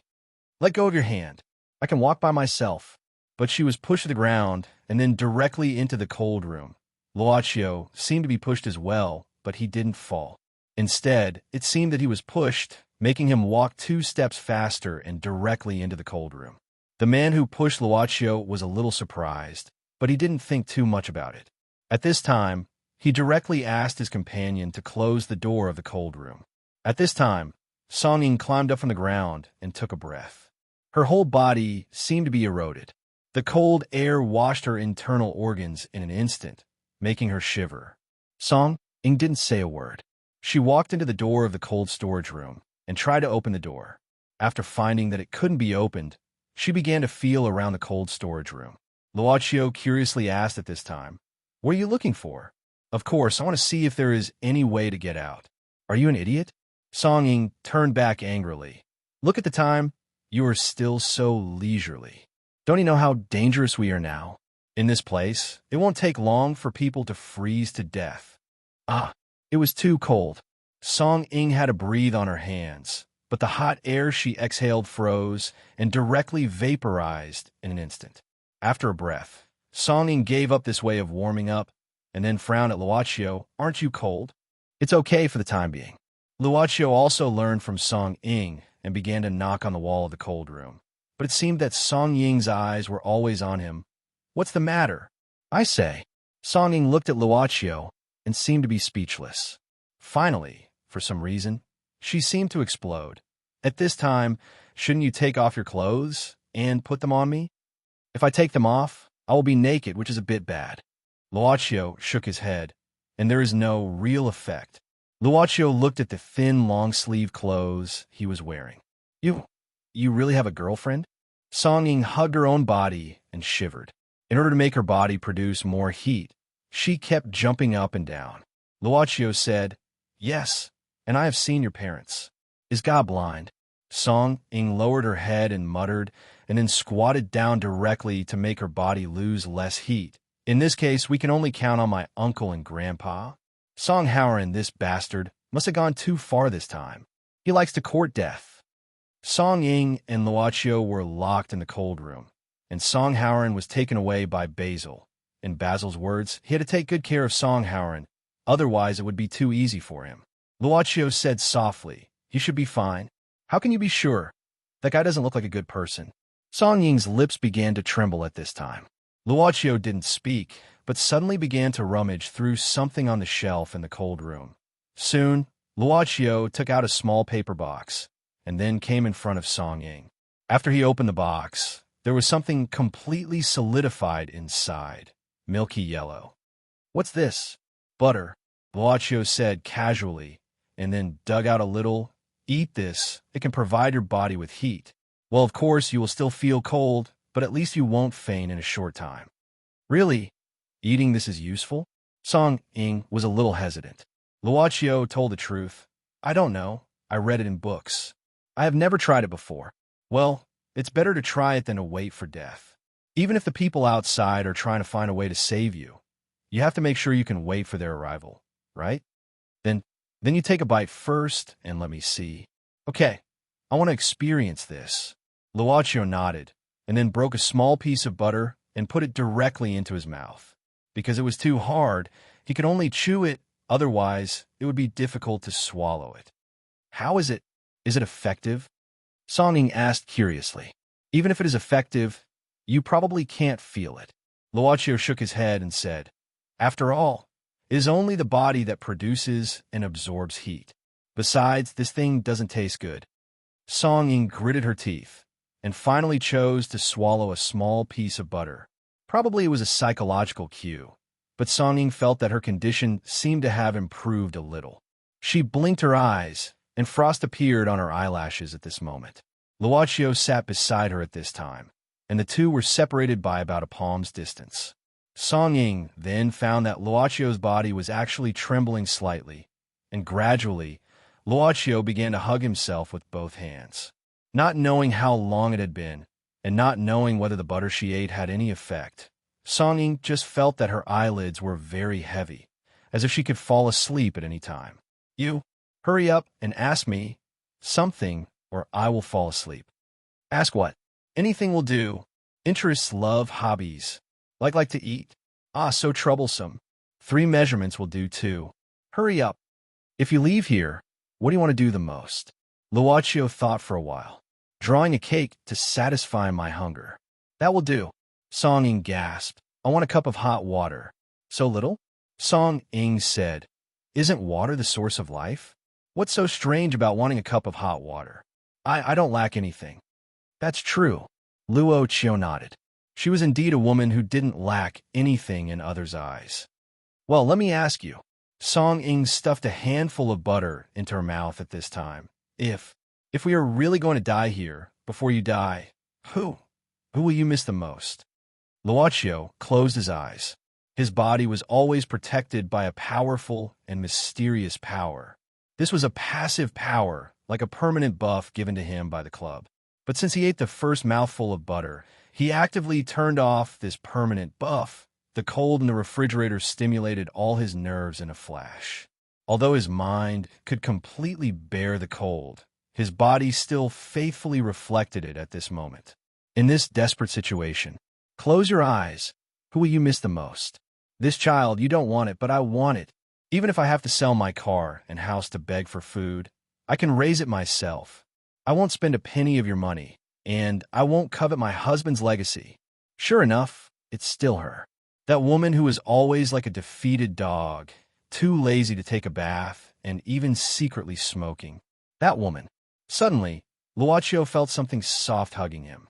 When he opened his eyes, he found that Song Ying had directly held him in her arms. Seeing Luocio open his eyes, she quickly said, "You scared me. I thought you fell asleep and couldn't wake up. Are you better?" Luocio said softly, "Thank you. Yin yin yin yin." Chapter 941. After all, Song Ying was just an ordinary person. At best, she was just a girl who had trained before. The cold environment soon took away her physical strength. Like a patient suffering from narcolepsy, Song Ying's eyes were struggling between closing and not closing. She hugged Luocio tightly and never separated from him since the beginning. Maybe it was the instinctive need to survive, but she didn't have any bad thoughts. She just wanted to keep each other warm. Porridge, porridge. Luocio's body was also at its limit. This time, it was a spontaneous idea to experience the fear of death. But he found that he didn't experience it at all. He had died once. The first time he was shot by a customer, but he was resurrected in the club immediately.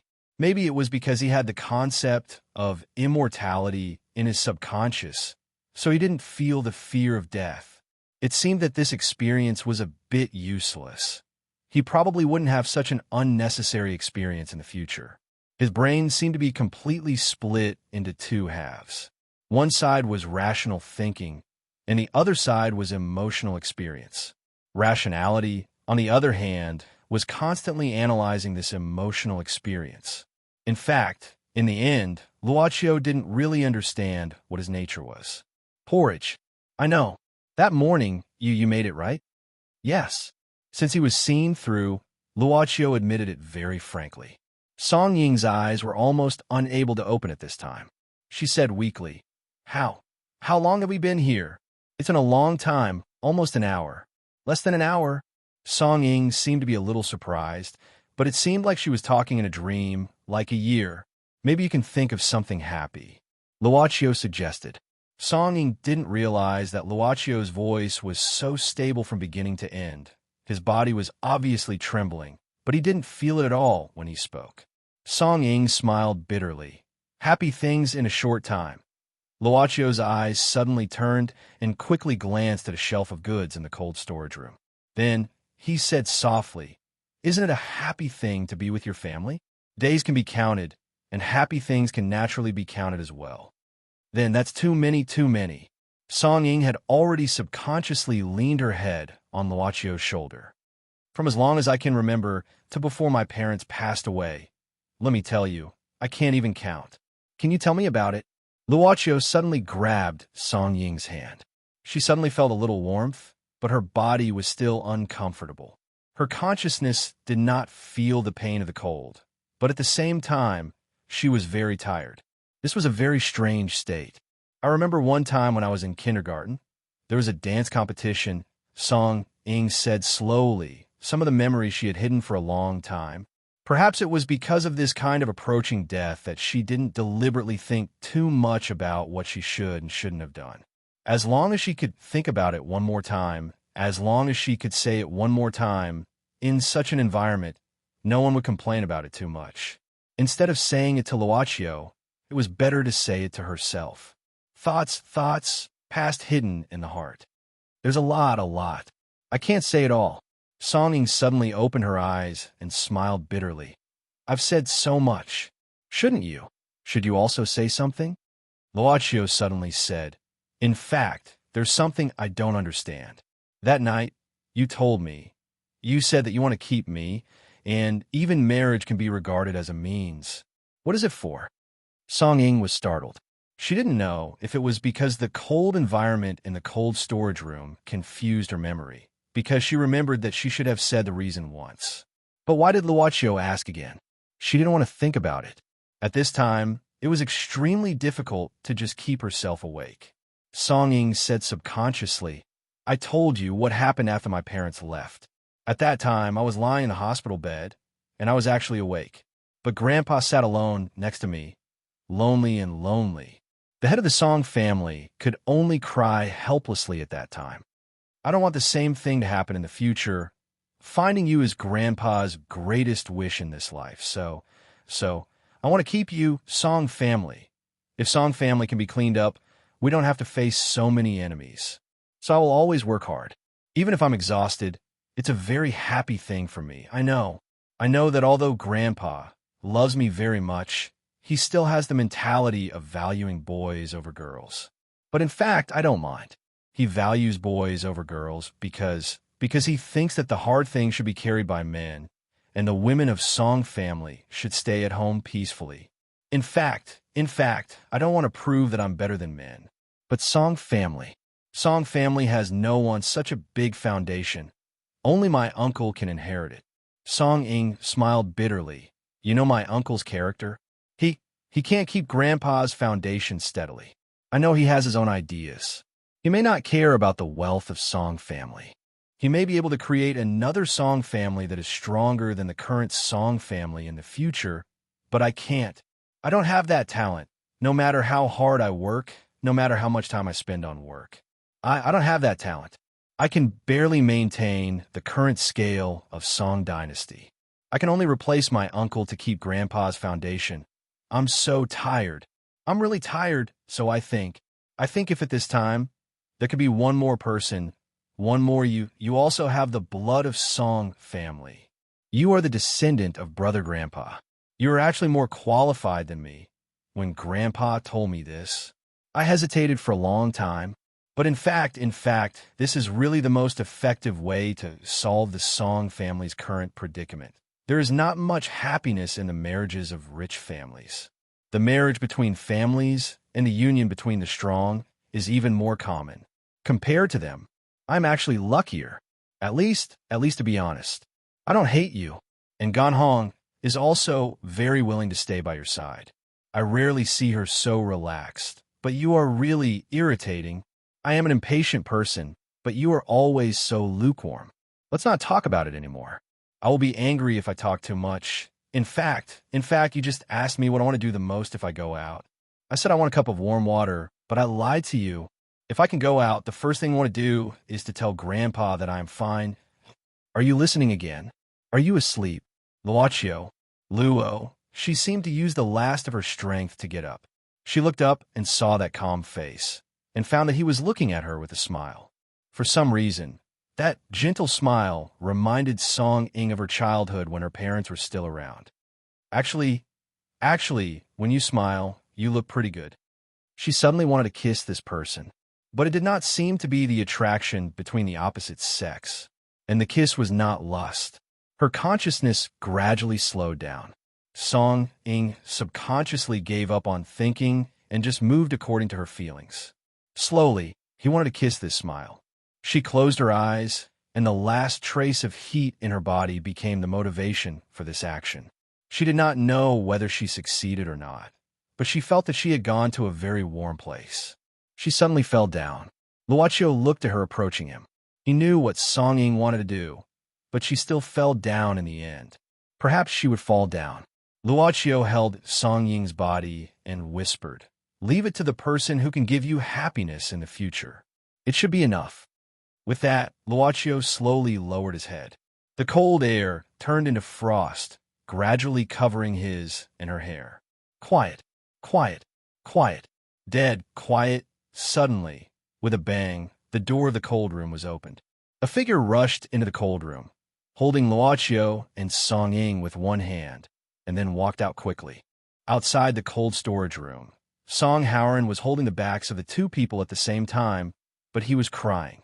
He looked at Song Tianyu standing in front of him and said in a hoarse voice, "Dad, I was wrong." Song Tianyu sighed and instantly aged a little. He said in a low voice, "Let the doctor come over. I was wrong too." Tinkle.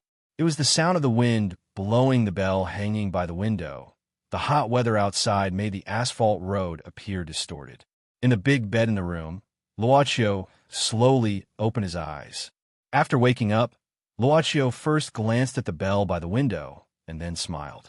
Then he looked at Song Howard, who was sitting silently on the sofa. He seemed to be thinking about something, but at the same time, he found that Luocio had woken up. Song Howard did not get up, but still sat on the sofa. At least, he looked at Luocio with a reluctant smile. How do you feel? Did you come back to life? I came back to life. Are we back to my humble house? With such a decoration style, there shouldn't be any other place except my humble house. Luocio looked around and said. Song Howard was startled and asked curiously, You don't seem to be surprised that you are out of danger? If this was the script I thought of at the beginning, I shouldn't be too surprised. Luocio shook his head. Song Howard was stunned. When did you find out? Luocio said casually. At first, I wasn't too sure. But later, when I was looking for butter in the cold room, I accidentally saw a power cord. Then I paid attention and found a camera hidden behind a shelf. Song Howard said, A camera doesn't mean anything. Maybe this is just a way for Basil to threaten Dad. Luocio shook his head and said, You brought so many people with you when you went out this morning, but in the end, your enemies still managed to sneak into the Red House and even hold President by hostage. Nothing happened at all. That's a little inexcusable.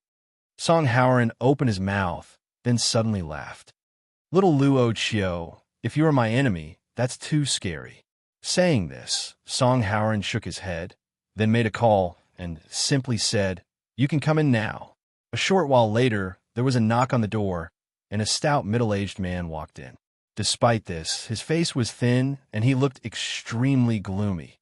The person who had knocked on the door and entered was none other than Basil. When Basil saw Song Howard at that moment, he hurriedly called out, Eldest young master. He then turned to Luocio and said, Master Chiu. Luocio was a little surprised and said, Are you going to tell me that you know each other? Song Howard made a gesture, and the Basil in front of him stretched out his hands to his face and started to rub it. In the end, Basil actually forcibly tore off a whole piece of his face. It's a 3D printed leather mask, Song Howard said. It was developed using some of the techniques imparted to me by Mr. Blind. The owner of this face is the real Basil. But I've already gotten rid of this Basil. When did that happen? Luocio asked curiously. Song Howard said, Do you remember the first day we came here, when we went to Zhonghua Street? At that time, I felt that Bai Shuitang's attitude was a little strange. I told you, my intuition has always been very accurate. So, I asked Oni and Luvia to do some investigation. Luvia may sound hot, like a female fighter, but she is actually a very powerful hacker. Luvia found in Bai Shuitang's personal computer that he used some of Song Dynasty's funds to secretly set up a company outside, and this company has another partner. Basil? Luocio asked. Yes, it's Basil.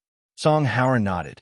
I've actually fought Basil a few times, but every time he lost, he was the one who lost. I didn't expect that this time. He actually hooked up with Bai Shuitang. I plan to catch this old fox Bai Shuitang. So, before I went back to the village according to my father's order, I had already asked Oni to bring people to kill Basil. Song Howard looked at the man who had taken off his face.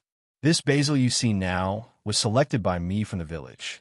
For more than a week, the person who has been in contact with Bai Shuitang is him. Does Master Song know? I didn't say it first. Song Howard shook his head.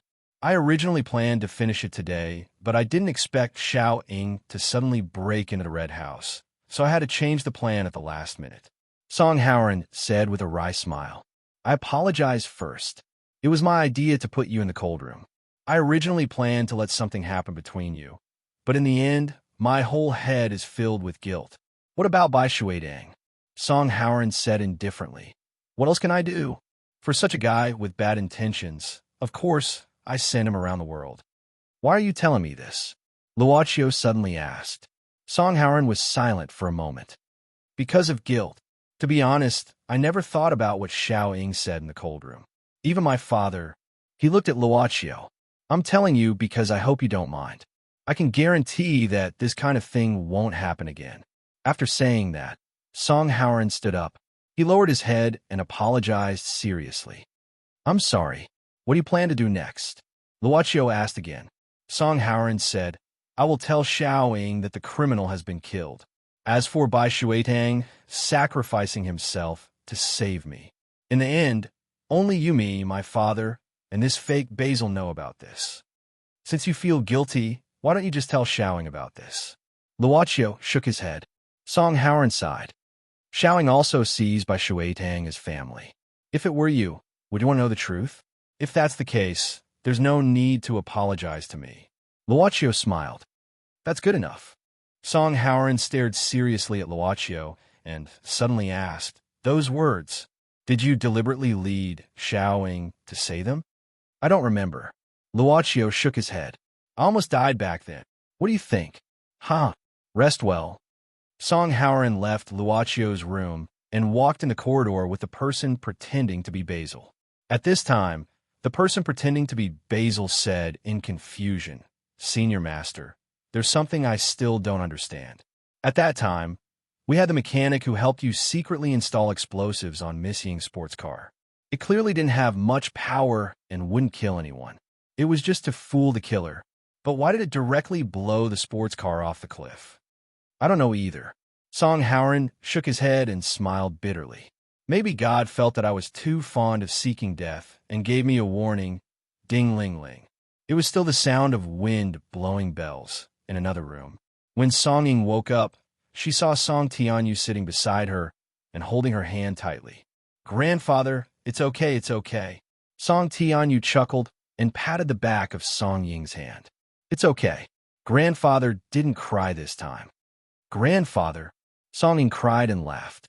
I'm okay too. Ding-ling-ling, ding-ling-ling-ling, ding-ling-ling-ling. Chapter 942. Song Ying was very sad that Bai Shuitang had sacrificed himself to save Song Haoran.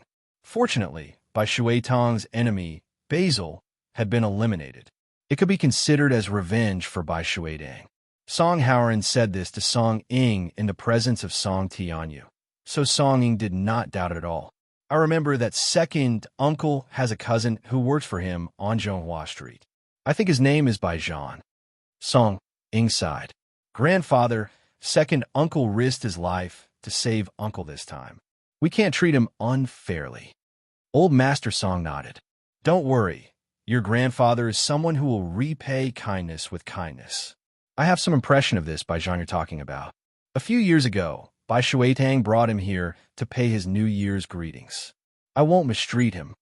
After pausing for a while, Song Tianyu patted Song Ying's hand and said softly, Xiao Ying, stay here and rest for the next few days. Don't worry about anything else. Have a good rest. No, I still have a lot of work to do in the company. Song Ying shook her head. I can't leave at this time. After all, Grandfather, you only have a few days left before you return to the country. I have to deal with it as soon as possible. Song Tianyu felt heartache and guilt. His voice became softer. You don't have to worry too much about this. I'll get someone to deal with the company's matters. Get someone? Song Ying was stunned. She frowned. Who else? Song Tianyu smiled. He raised his head and looked at Song Haoran, who was standing very quietly at the side. Who do you think? This guy is a director of the company after all. He has been gone for so long. It's time for him to work properly. Uncle. Song Ying looked at Song Haoran in shock. She knew Song Haoran's character very well. If he was unwilling to do something, many times, even if her father asked, he might not be willing to do it. Song Haoran shrugged at this time. Don't look so incredulous, girl. The Song family has so many properties, and I'm still alive. You can't be expected to shoulder all of them by yourself, right? Song Ying had a suspicious look on her face. Why did her uncle, Song Haoran, seem to have changed his temperament after she woke up? In the past, this guy did work for a few days, but ever since she graduated early and came back, he threw everything to her. He, on the other hand, went on adventures all over the world. What's wrong? If you feel bad that I'm busy with work, you can consider quickly finding a husband to help me scram. Song Haoran returned to his usual frivolous manner. Old Master Song, on the other hand, waved his hand. You can leave first. I still have a few words to say to Xiao Ying. All right. Song Haoran nodded. I'll go ask the servant to find me a suit for work. I'll leave first. After Song Haoran left, Song Tian, you looked at Song Ing and sighed. Your uncle actually misses me when I was young. It's not that he doesn't have responsibilities. It's just that his heart is higher than the sky. Actually, the Song family is far from enough to satisfy him. Then uncle this time. Song Ing was a little confused. A person with high aspirations also has to step down. Song Tianyu shook his head and said, it's probably a good thing that he has this idea. Just let nature take its course. The burden on your shoulders is not given to you by us, but by yourself. When it's time to put it down a little. Grandpa always feels that you and Uncle are a little strange now. Song Ing shook her head. Maybe it's because we've been through a lot recently. Song Tianyu sighed and suddenly said, also, I thought about the message I conveyed to you that night and felt that it was a little inappropriate after thinking about it. I think we should just forget about it. Pretend that I didn't say anything. That night, Song Ing was stunned. Song Tianyu said, I'm talking about the matter between you and Luochio. A forcibly picked melon won't be sweet. So I think it's better for you to let nature take its course. Maybe we can find a more suitable one. Especially you. What's wrong? Are you still worried that I'll suddenly bring this up again, little Ing? Song Ing didn't know what to think and quickly said, oh, I know. Thank you, Grandpa. If that's really the case, I'll be relieved. Song Tianyu laughed. You, don't hide anything in your heart. Your grandpa isn't that kind of person. The important thing is what you think. To be honest, I really want to see you walk into the church with a happy smile. Grandpa, I might as well not get married. I'll accompany you in the future. Song Ing hugged Old Master Song like a spoiled child. Ha ha. Old Master Song gently patted the back of his only granddaughter. Song Ing was also smiling, but she seemed to have something on her mind. She simply rested her head on Song Tianyu's shoulder and looked out of the window. No one knew what she was thinking. At night, it was already 1 o'clock in the evening, but there were more people patrolling in the house because the Song family had been attacked twice in a row recently. Fifth uncle, who was the butler, was very angry. He had given a strict order that if it happened a third time, everyone would be replaced. These bodyguards were all from the village. Many of them regarded it as an honor to be in charge of guarding the house. If they were driven back, that would be the worst thing that could happen. So they all gathered their strength and didn't let go of any possible place. Who's there? In the darkness, a cold voice rang out. Then 3 bodyguards rushed out in an instant, blocking the front and back of a figure in the corridor. One of the bodyguards even pulled out a gun. You're courting death. Unexpectedly, the person who was caught was none other than one of the masters they were guarding. Song Ing. Song Ing was only wearing thin pajamas at this moment. She stared at the 3 bodyguards, making them sweat profusely. They thought to themselves, what the hell is wrong with this Miss Ing in the middle of the night? Can't she stop for a while? Sorry, Miss Ing, we thought there was an enemy. One of the bodyguards immediately admitted his mistake. Okay, go to your work. Song Ing waved her hand casually and said, I just can't sleep, so I came out for a walk. You can go back to your posts. Okay then, the bodyguard said. If there's anything, please remember to shout at once. We'll be there soon. At this moment, the house was like an iron bucket. There shouldn't be any problem, so the 3 bodyguards quickly left. Song Ing sighed at this moment. After walking through the corridor, she stopped in front of the door of her room. Song Ing hesitated for a while, but finally reached out and knocked on the door for a while. Not long after, she saw Luochio open the door. Seeing Song Ing knocking on the door, he was stunned and said, What's the matter? If you're going to race, I think it's better not to go this time. Can I only race with you?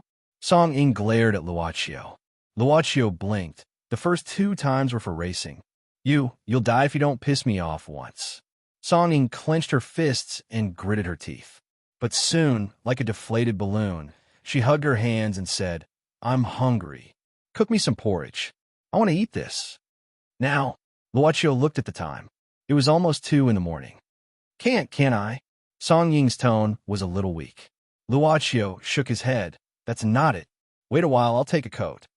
Luochio quickly put on a thin coat and walked out. Be careful. Fourth uncle doesn't like other people touching things in the kitchen, especially his kitchen knife and spatula. At this time, Song Ying was sitting in front of the kitchen table. She looked at Luaccio with her chin in her hand and kindly reminded him. Cooking porridge actually doesn't need a kitchen knife and spatula. Luaccio smiled and said, "Don't worry, after you finish eating, I'll wash them." Humph. Song Ying snorted and looked elsewhere.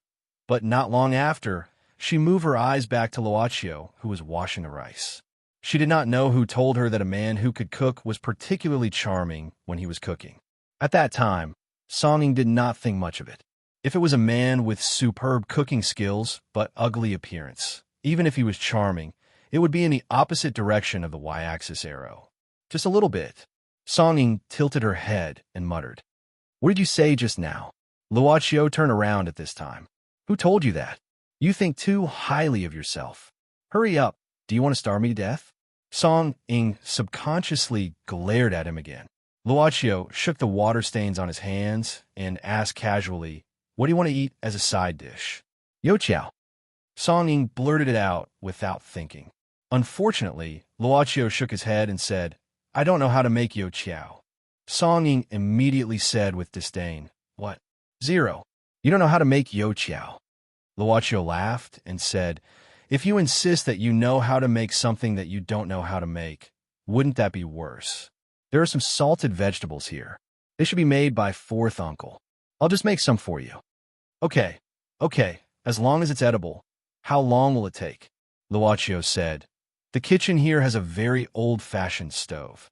I found some lychee wood, so I plan to use firewood to make it taste better. However, it will take a little longer." Song Ying sighed with a helpless expression. She grabbed a tomato from the vegetable basket beside her and took a bite. Later, Luaccio began to break the lychee wood and put into the stove bit by bit. Then, he started a fire and began to watch the fire. He seemed to be very busy. What an incredible person. It seems like he knows everything, but it also seems like he doesn't. I don't see him taking the initiative to show off either. This kind of person, I need to accompany him for a long time before I can slowly discover his. Song Ying began to feel sleepy as she watched. Her eyelids began to become heavy. She watched Luaccio's back gradually become blurred. Only the rhythmic crackling of the firewood could be heard in the silence. When the firewood began to smolder, Luaccio stood up and stretched. At this time, Song Ying had already fallen asleep on the table. Luaccio directly took off his coat and put on Song Ying's body. Then, he walked into the courtyard outside the kitchen. There was a small vegetable garden here. He didn't know who was taking care of it, but it was in good order. The night was as cold as water. Luaccio went down to the small vegetable garden, picked some green vegetables and shallots, and then began to get busy. Time passed by little. Song Ying suddenly woke up. After all, she couldn't sleep for too long in this position. When she woke up, she found a coat on her body. Song Ying didn't speak, just put the coat on the ground, and then stuck out her tongue at Luaccio's back. At this time, there was actually a clay pot in front of her, and there was a small plate of pickled radish next to it. There seemed to be a little sesame oil on it, and there was a fragrance of sesame. "You woke up just in time. What time is it?" Song Ying yawned. "It's 3:30 in the morning." Luaccio came to Song Ying with a plate at this time and put it down in front of her. "It's boiled. I didn't fry it on the fire for fear of waking you up, but it's not suitable to eat too greasy in the middle of the night. The vegetables are tender leaves picked outside the courtyard, and they are easy to digest." Even so, this simple boiled vegetables didn't seem to be casually cooked with hot water, but simmered with stock. Song Ying watched. At this time, Luaccio opened the lid of the clay pot, and the fragrance of rice began to overflow. Accompanied by rolling white smoke, the pure white rice grains in the clay pot had completely melted. "Do you like to eat shallots?" "It's okay." Song Ying nodded. So, Luaccio sprinkled some green shallots on the white porridge, and then put a bowl in front of Song Ying. Song Ying couldn't wait to hold the bowl with both hands, but it was too hot, so she immediately withdrew her hands and quickly pinched her ears. But she quickly realized that Luaccio saw this, so she immediately pretended as if nothing had happened, carefully held the bowl, and then turned around, with her back facing Luaccio. Drinking slowly, she slowly sucked. Then, she ate a little more with the pickled vegetables. The pickled vegetables were pickled by fourth uncle, who had excellent cooking skills, so the taste was needless to say. As for the vegetables simmered in the stock, Song didn't let them go and finished the whole stack. After coming back, she almost didn't eat anything, so this meal made her feel full of happiness. When Song put down the bowl, she seemed to have eaten a little too much. She glanced at Luochio proudly and found that he had already started to clean the stove. "Hey, you said you have a girlfriend. What kind of person is she?" Song suddenly asked. How should I put it?" Luochio thought for a moment and said, "She should be a very quiet girl and very good at taking care of people." Song frowned. "Then what do you like about her? Just because she is very good at taking care of people?" Luochio turned around. "There is still some in the pot. Do you want to eat more?" No, if I eat more, my stomach will burst." Song quickly shook her head. Luochio smiled and walked to the table to clean up the tableware. Song looked at him with a pitiful expression, and her voice became much weaker. "Hey, you still haven't told me. What do you like about her?" Luochio stopped and looked at Song. "Have you seen the black tulip?" Song nodded. Luochio whispered, "She is like the black tulip, mysterious and noble." Chapter 943. It's easy for us to ignore the pain. The flowers outside the Municipal Opera House had already withered and been cleaned up, and the memorial words written by the mourners on the wall of the Opera House had also been erased. There was an endless stream of cars on the street outside, and the renovation project inside the Opera House had reached the final stage. In about a week, the Opera House would be able to operate again. At this time, San Francesco was standing on the third floor, looking around the stage of the Opera House. He was so silent that it was scary. He didn't find what he wanted. That day, when Roger had hijacked the Opera House, he had died in the hands of some unknown person. When he finally arrived, one of Roger's keys had disappeared, but the document that recorded the nuclear warhead was still found. Since San Francesco could find the document, it meant that the fact that Roger had a nuclear warhead was not exposed. In that case, why couldn't they find the key? Judging from the situation at that time, since he couldn't find it on Roger, and there was no possibility that the secret had been discovered and taken away by someone else, then San Francesco could only think of one possibility. Roger finally hid it somewhere in the Opera House. That was why he ordered his men to secretly monitor this place as soon as possible. He also used his identity as a philanthropist to fund the renovation of this Opera House. During this period, no one came. Later, the government used some means to interrogate the bandits on that day. Finally, they got the information and arrested all the remaining members of Roger's gang. It could be said that the possibility of the key being leaked was extremely small. Where the hell is it? San Francesco put his hands on the wall of the stand, frowning. Although the search of the Opera House could not be said to have been thorough, it was to the extent that they had checked all the seats and chairs. "Father." Suddenly, a voice came from behind San Francesco. He turned around. It was Cassini. San Francesco looked at his watch and then said indifferently, "You're late." Cassini apologized at this time. "I'm sorry, Father. Something happened on the way, so I cleaned up a few small fries before coming here." "Is it the people from the Drug Enforcement Agency?" San Francesco frowned. Cassini said, "They've been very stubborn recently, but today, I've already done as you instructed and stopped all business. I've also told those big shots not to sell anything for the time being. They've all agreed. I'll go into hiding for a while." San Francesco nodded, then sneered, "The country next to us is really good at framing people.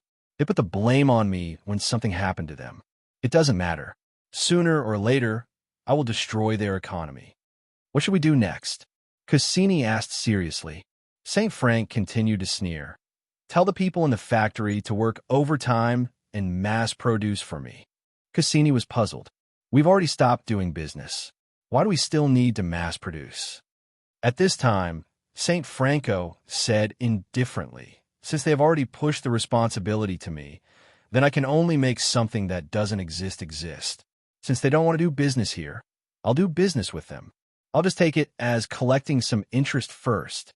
A large number of zombie-like drug addicts appear in hospitals. I'll turn their whole society into real zombies." St. Frank suddenly laughed strangely, then walked to Cassini and reached out to lift her hair. "Go dress up. Next, accompany me to meet someone." Cusini showed a puzzled expression. St. Frank said, "To meet a faker who's been very popular in the upper class recently." Cusini said, "Father, you mean the messenger of God from the Bacchi cult?" St. Frank nodded. "Bacchi cult. I'm looking for Bacchi, but a messenger of God suddenly popped up recently, and he doesn't show his real face." "Interesting, interesting." Cusini hurriedly said, "Father, do you think this messenger of God is Bacchi himself?" St. Frank shook his head. "I'm not sure. I have to see him in person to know. If he is really Bacchi, with my understanding of this slippery guy, he can't hide, but whether he is Bacchi or not, one thing is certain now." Looking at Cusini, who was listening attentively, St. Frank said expressionlessly, "It is this cult that has an inestimable influence at present. Its believers are almost all members of the upper class. Recently, even some high-ranking officials have quietly joined in." Cusini was stunned. "Even the officials? How can the government allow this to happen?" St. Frank sneered. "That's the strange part. The government, especially the security department, doesn't seem to care about this matter at all. It makes me wonder who's behind the church. If this is the case, then it is necessary to make friends with this messenger of God." Cusini nodded. "Father, your ultimate goal now is to ascend to the throne of the country's president. If you have a large number of upper-class people and high-ranking officials behind you." St. Frank reached out and stroked Cusini's face, then suddenly said, "I heard this messenger of God likes the devotion of female believers. Go dress up." Cusini nodded in silence. Manner. It had been changed from the villa of Mr. Bezin, an ordinary rich man, to a magnificent manor. Of course, this manor was also provided by another believer for free for the messenger of God to live in. Almost all of them were young and beautiful girls, like a country of women, especially the place for the believer's blessings, which had been remodeled into a temple hall. At this time, in this temple of blessings, the messenger of God was sitting on a specially built huge chair, surrounded by several beautiful girls. These beautiful girls were selected after many rounds of selections. They were also required to wear gauze dresses as a symbol of purity. There were all kinds of styles. Recently, they had even begun to write articles on etiquette. Even Mr. Bezin, who was the first to be appointed as a servant of God, had now begun to organize the daily words of the messenger of God and began to edit the doctrine of the church. Unexpectedly, sitting on the throne, Buggy sighed. At first, he just wanted to live a comfortable life. But now, he had become a messenger of God who meant what he said. He didn't even need to do anything every day. He just needed to cast a blessing spell, and he could wait for the believer's faith to enter his account. Then he just needed to use the faith and the club to buy something. For example, he needed to buy the kind of meat that he couldn't stop eating. Another example was that he recently bought a charm spell so that the believers could be more devout to him from the bottom of their hearts. However, it seemed that after using the charm spell, the believer's faith was still generated, but the quality seemed to have decreased. But now, the number of believers was increasing. Compared to the increase in quantity, the decrease in quality was not important for the time being, right? I wonder if I can buy a demon to play with when I have more faith. Buggy rubbed his chin, feeling a little restless. Of course, he didn't want to play with the ordinary demons. Because he had a contract with Lucifer, Buggy had played exciting sex games with the descendants of several low-level demons and humans. But he was almost the same as them, and it took him more than half a month to recover. If he wanted to play, of course, he wanted to play with Charlotte's level. It would be best if he could play with Charlotte herself. At this time, Bucky stood up from his divine throne. Recently, it seemed that because he continued to buy that magical meat, Bucky felt that his body had become abnormally strong. He didn't have any muscles, but now that he took off his clothes, his well-defined muscles could be seen. At this time, several beautiful girls sat on the ground and leaned in front of Buggy's legs. There was only admiration left in their eyes. Anyway, there was no one here. Just as Buggy was thinking about how to properly study life with these beautiful girls here, very clear footsteps came from below the palace. Yu Yi, dressed in a maid costume, walked slowly. The black leather shoes stepped on the floor with a sound. Buggy glanced at the beautiful girls beside him and found that they were like petrified. Buggy shook his head, then took off the mask on his face and walked down from the throne. "Isn't this the most honorable Miss Yu? Buggy opened his hands. Of course, he didn't intend to hug the maid. It was just an expression of welcome. "I don't know if I'll be able to earn enough faith power when I can no longer, just by Charlotte, to play with." A trace of greed flashed in Buggy's eyes. But in an instant, Buggy felt a sense of suffocation.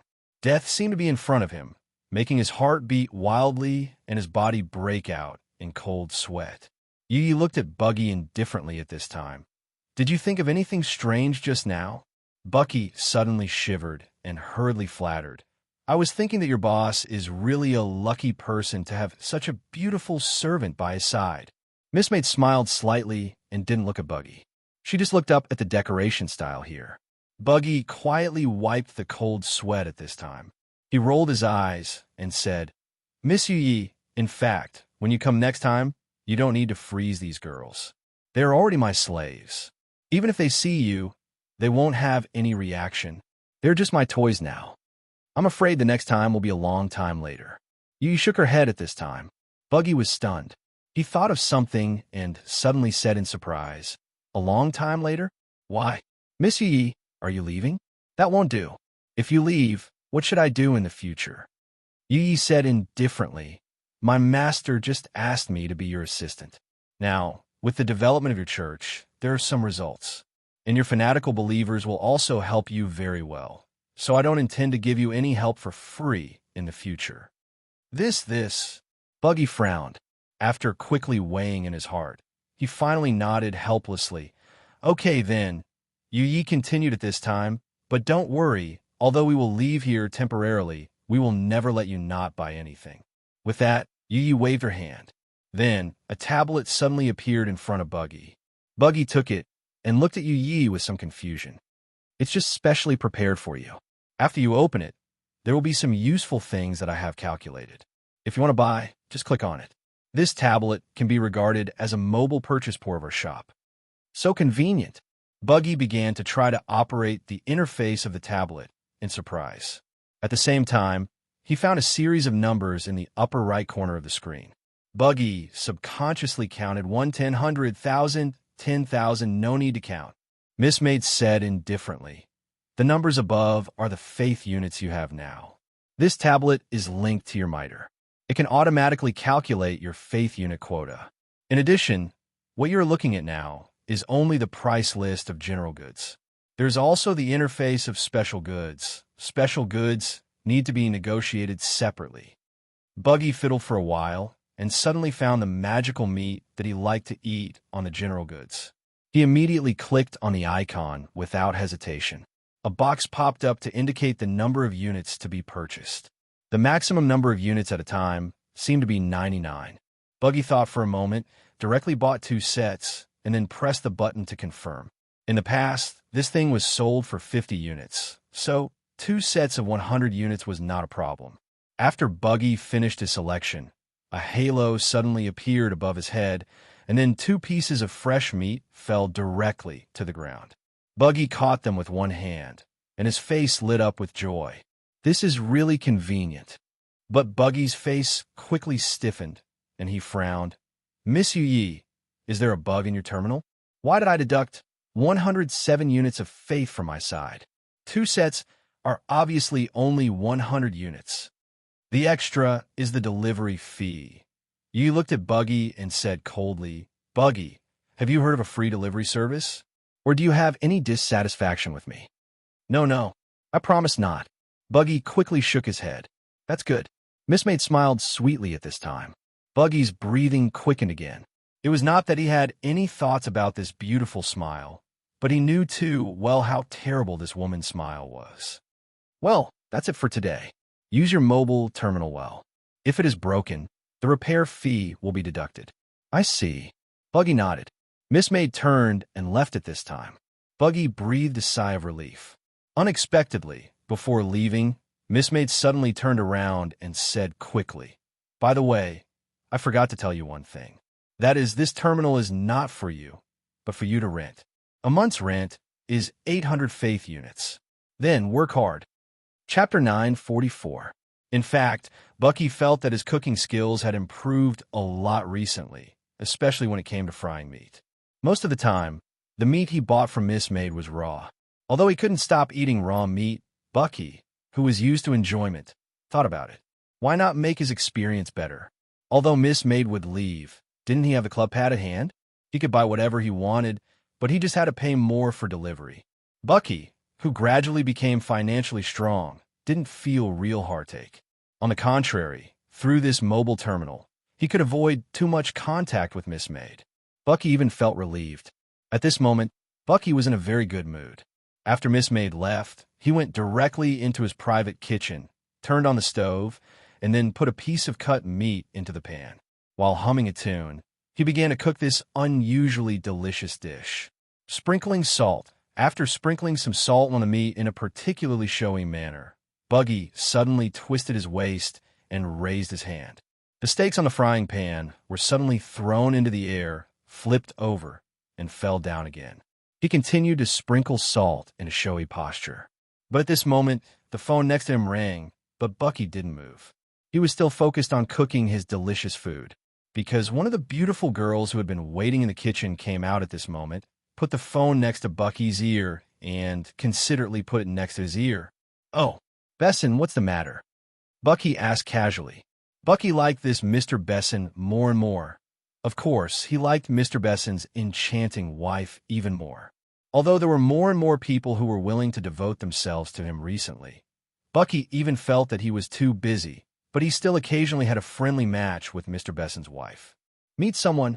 Bucky was stunned, and then said, "Oh, I remember, I promised." "Have they arrived?" "Well, let them wait for a while. I'll come over later." After that, Bucky continued to fry the steak while thinking about something. The person who came to visit this time was called Saint Fran. He seemed to be a double doctor holder who came back from abroad and had some financial resources. According to Besson, Dr. Saint Fran seemed to want to participate in this year's presidential election and had been in private contact with the leaders of many parties, but he hadn't decided which party he would run for the election. With the secret help of Mr. Offie, a national dignitary, Bucky's religion had developed rapidly. If the future president, Bucky laughed happily. He felt that he had reached the pinnacle of his life. "Girls, get ready. Let's go meet the guest." Bucky put out the fire and opened his hands. Two beautiful girls around him immediately untied his apron, and the third girl carefully put the fried steak on the plate. However, Bucky was in a good mood, as if he had eaten an expired French snail, even though his favorite magical meat was placed in front of him. With a white scarf around his neck, Bucky, who was sitting at the table, opened his hands. The maids served him a knife and fork and untied half of the mask on his face to make it easier for him to eat. However, when the knife had just cut a small piece, Mr. Besson had already brought today's guest to Bucky. "Sorry, I was busy just now." Although he was now a messenger of God, Bucky would still be humble to strangers who hadn't joined the church yet. "It's okay. I'm sorry to disturb you. I didn't know you were eating. In fact, I can continue to wait." The same polite voice. But this voice made Bucky feel like a poisonous snake was crawling on his body. Bucky slowly turned his head and looked at the guy who was led in by Besson. The so-called Dr. Saint Fran. Wasn't this the brother Ming who played with women and went to jail with him back then? "Hello, Mr. Oracle." Saint Fran looked at the messenger of God in front of him, and then quickly put his hand on his chest and bowed slightly. "It's an honor to meet you." He didn't seem to be Bucky. There was a big difference in body shape.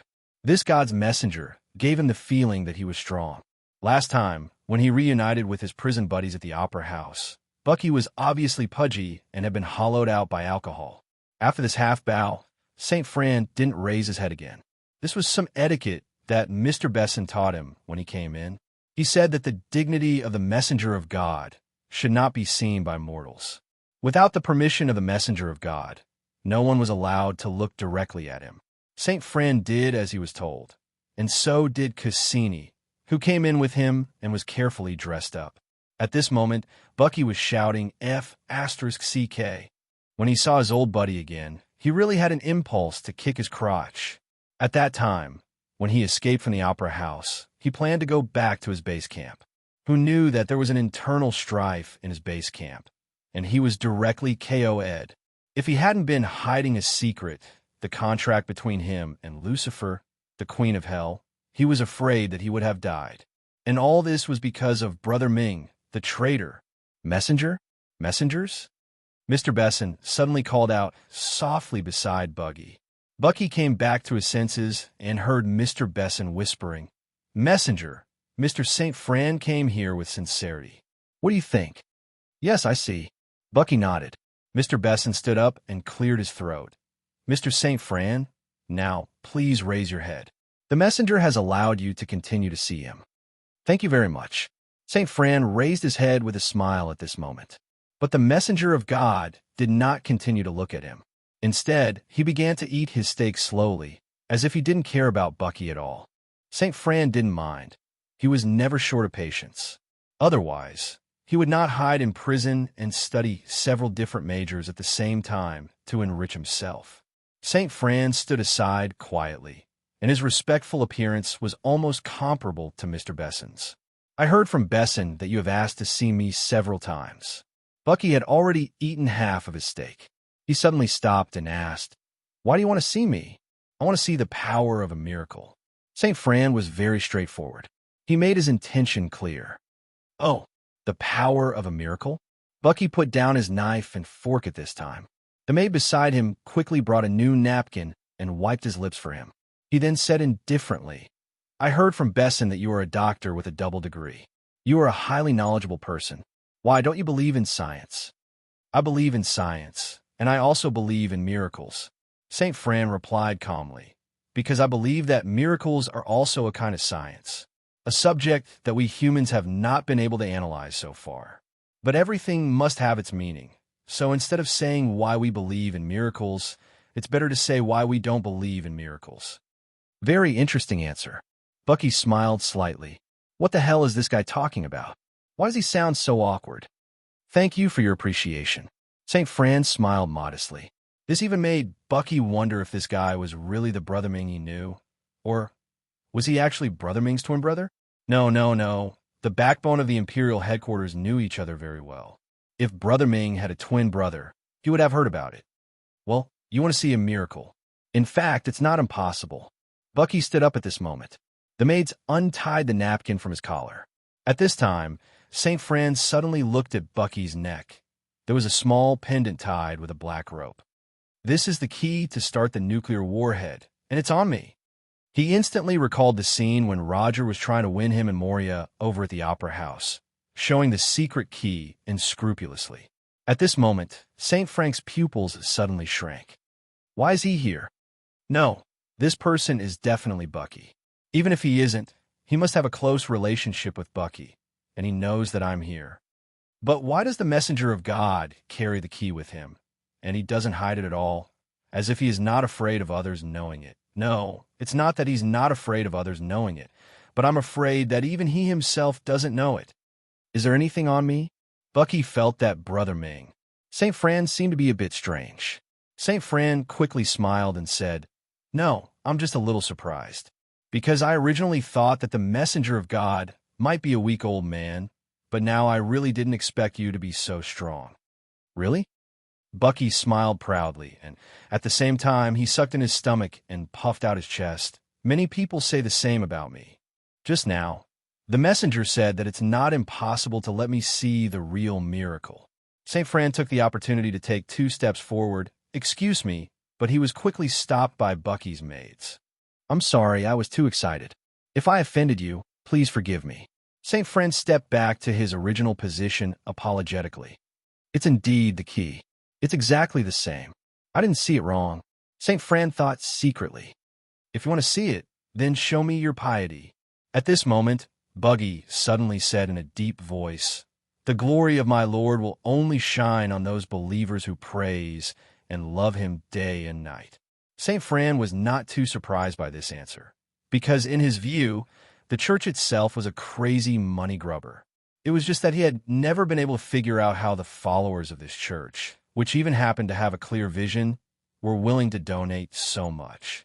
But Mr. Besson had a different reaction. because he knew that messengers basically came up to bless those who wanted to join the church so that they could directly experience the power of God. Of course, St. Fran smiled at this time, but today's preparation is not enough.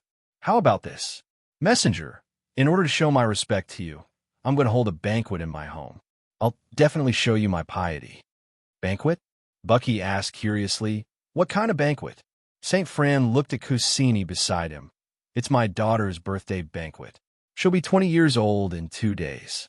Oh, I'm thinking that if my daughter can see the greatness of a miracle on her birthday, then she will be happy all her life. I hope you can grant my little wish. Hearing St. Fran's words, Bucky carefully looked at the girl next to him. Almost at the first glance, Bucky was attracted by Cussini's beauty. She was enchanting and gentle, like a white rose with thorns.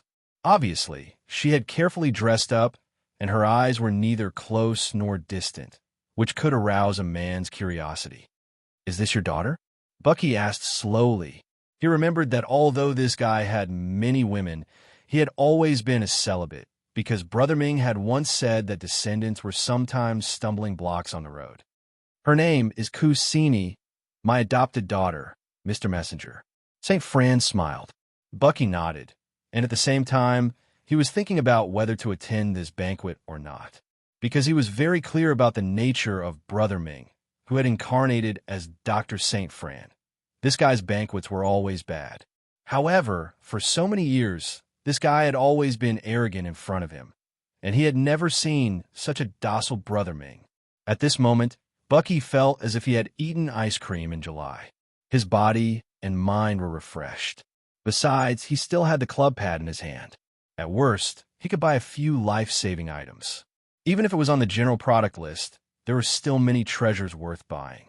So, it seemed that he didn't need to be afraid at all. Mr. Messenger, what do you think? St. Fran asked elegantly. Bucky cleared his throat and said, Very well, your invitation to me, Mr. St. Fran. But I can't promise you now. Of course, I'd be happy to bless this beautiful Miss Cussini, but I'm too busy with the secular affairs. How about this?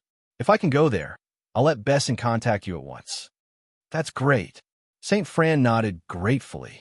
After leaving the luxurious manor and getting into the car, St. Fran's smile faded away, and then he untied his collar. Cussini said, This is the so-called messenger of God. He doesn't seem to have much ability, and he's very greedy. I can smell his vulgarity from far away. St. Fran said indifferently, Did you see those so-called believers in the manor along the way? Cussini nodded. This messenger is not that simple. St. Fran shook his head. Otherwise, the believers in the manor wouldn't be like that. It's as if they were ready to die for their God. Cussini was silent. St. Fran suddenly said, If he comes to the banquet 2 days later, help me take something from him. No matter what, you can do it, but you can't let him know. I'm not sure who's behind him and what he's up to. No matter what,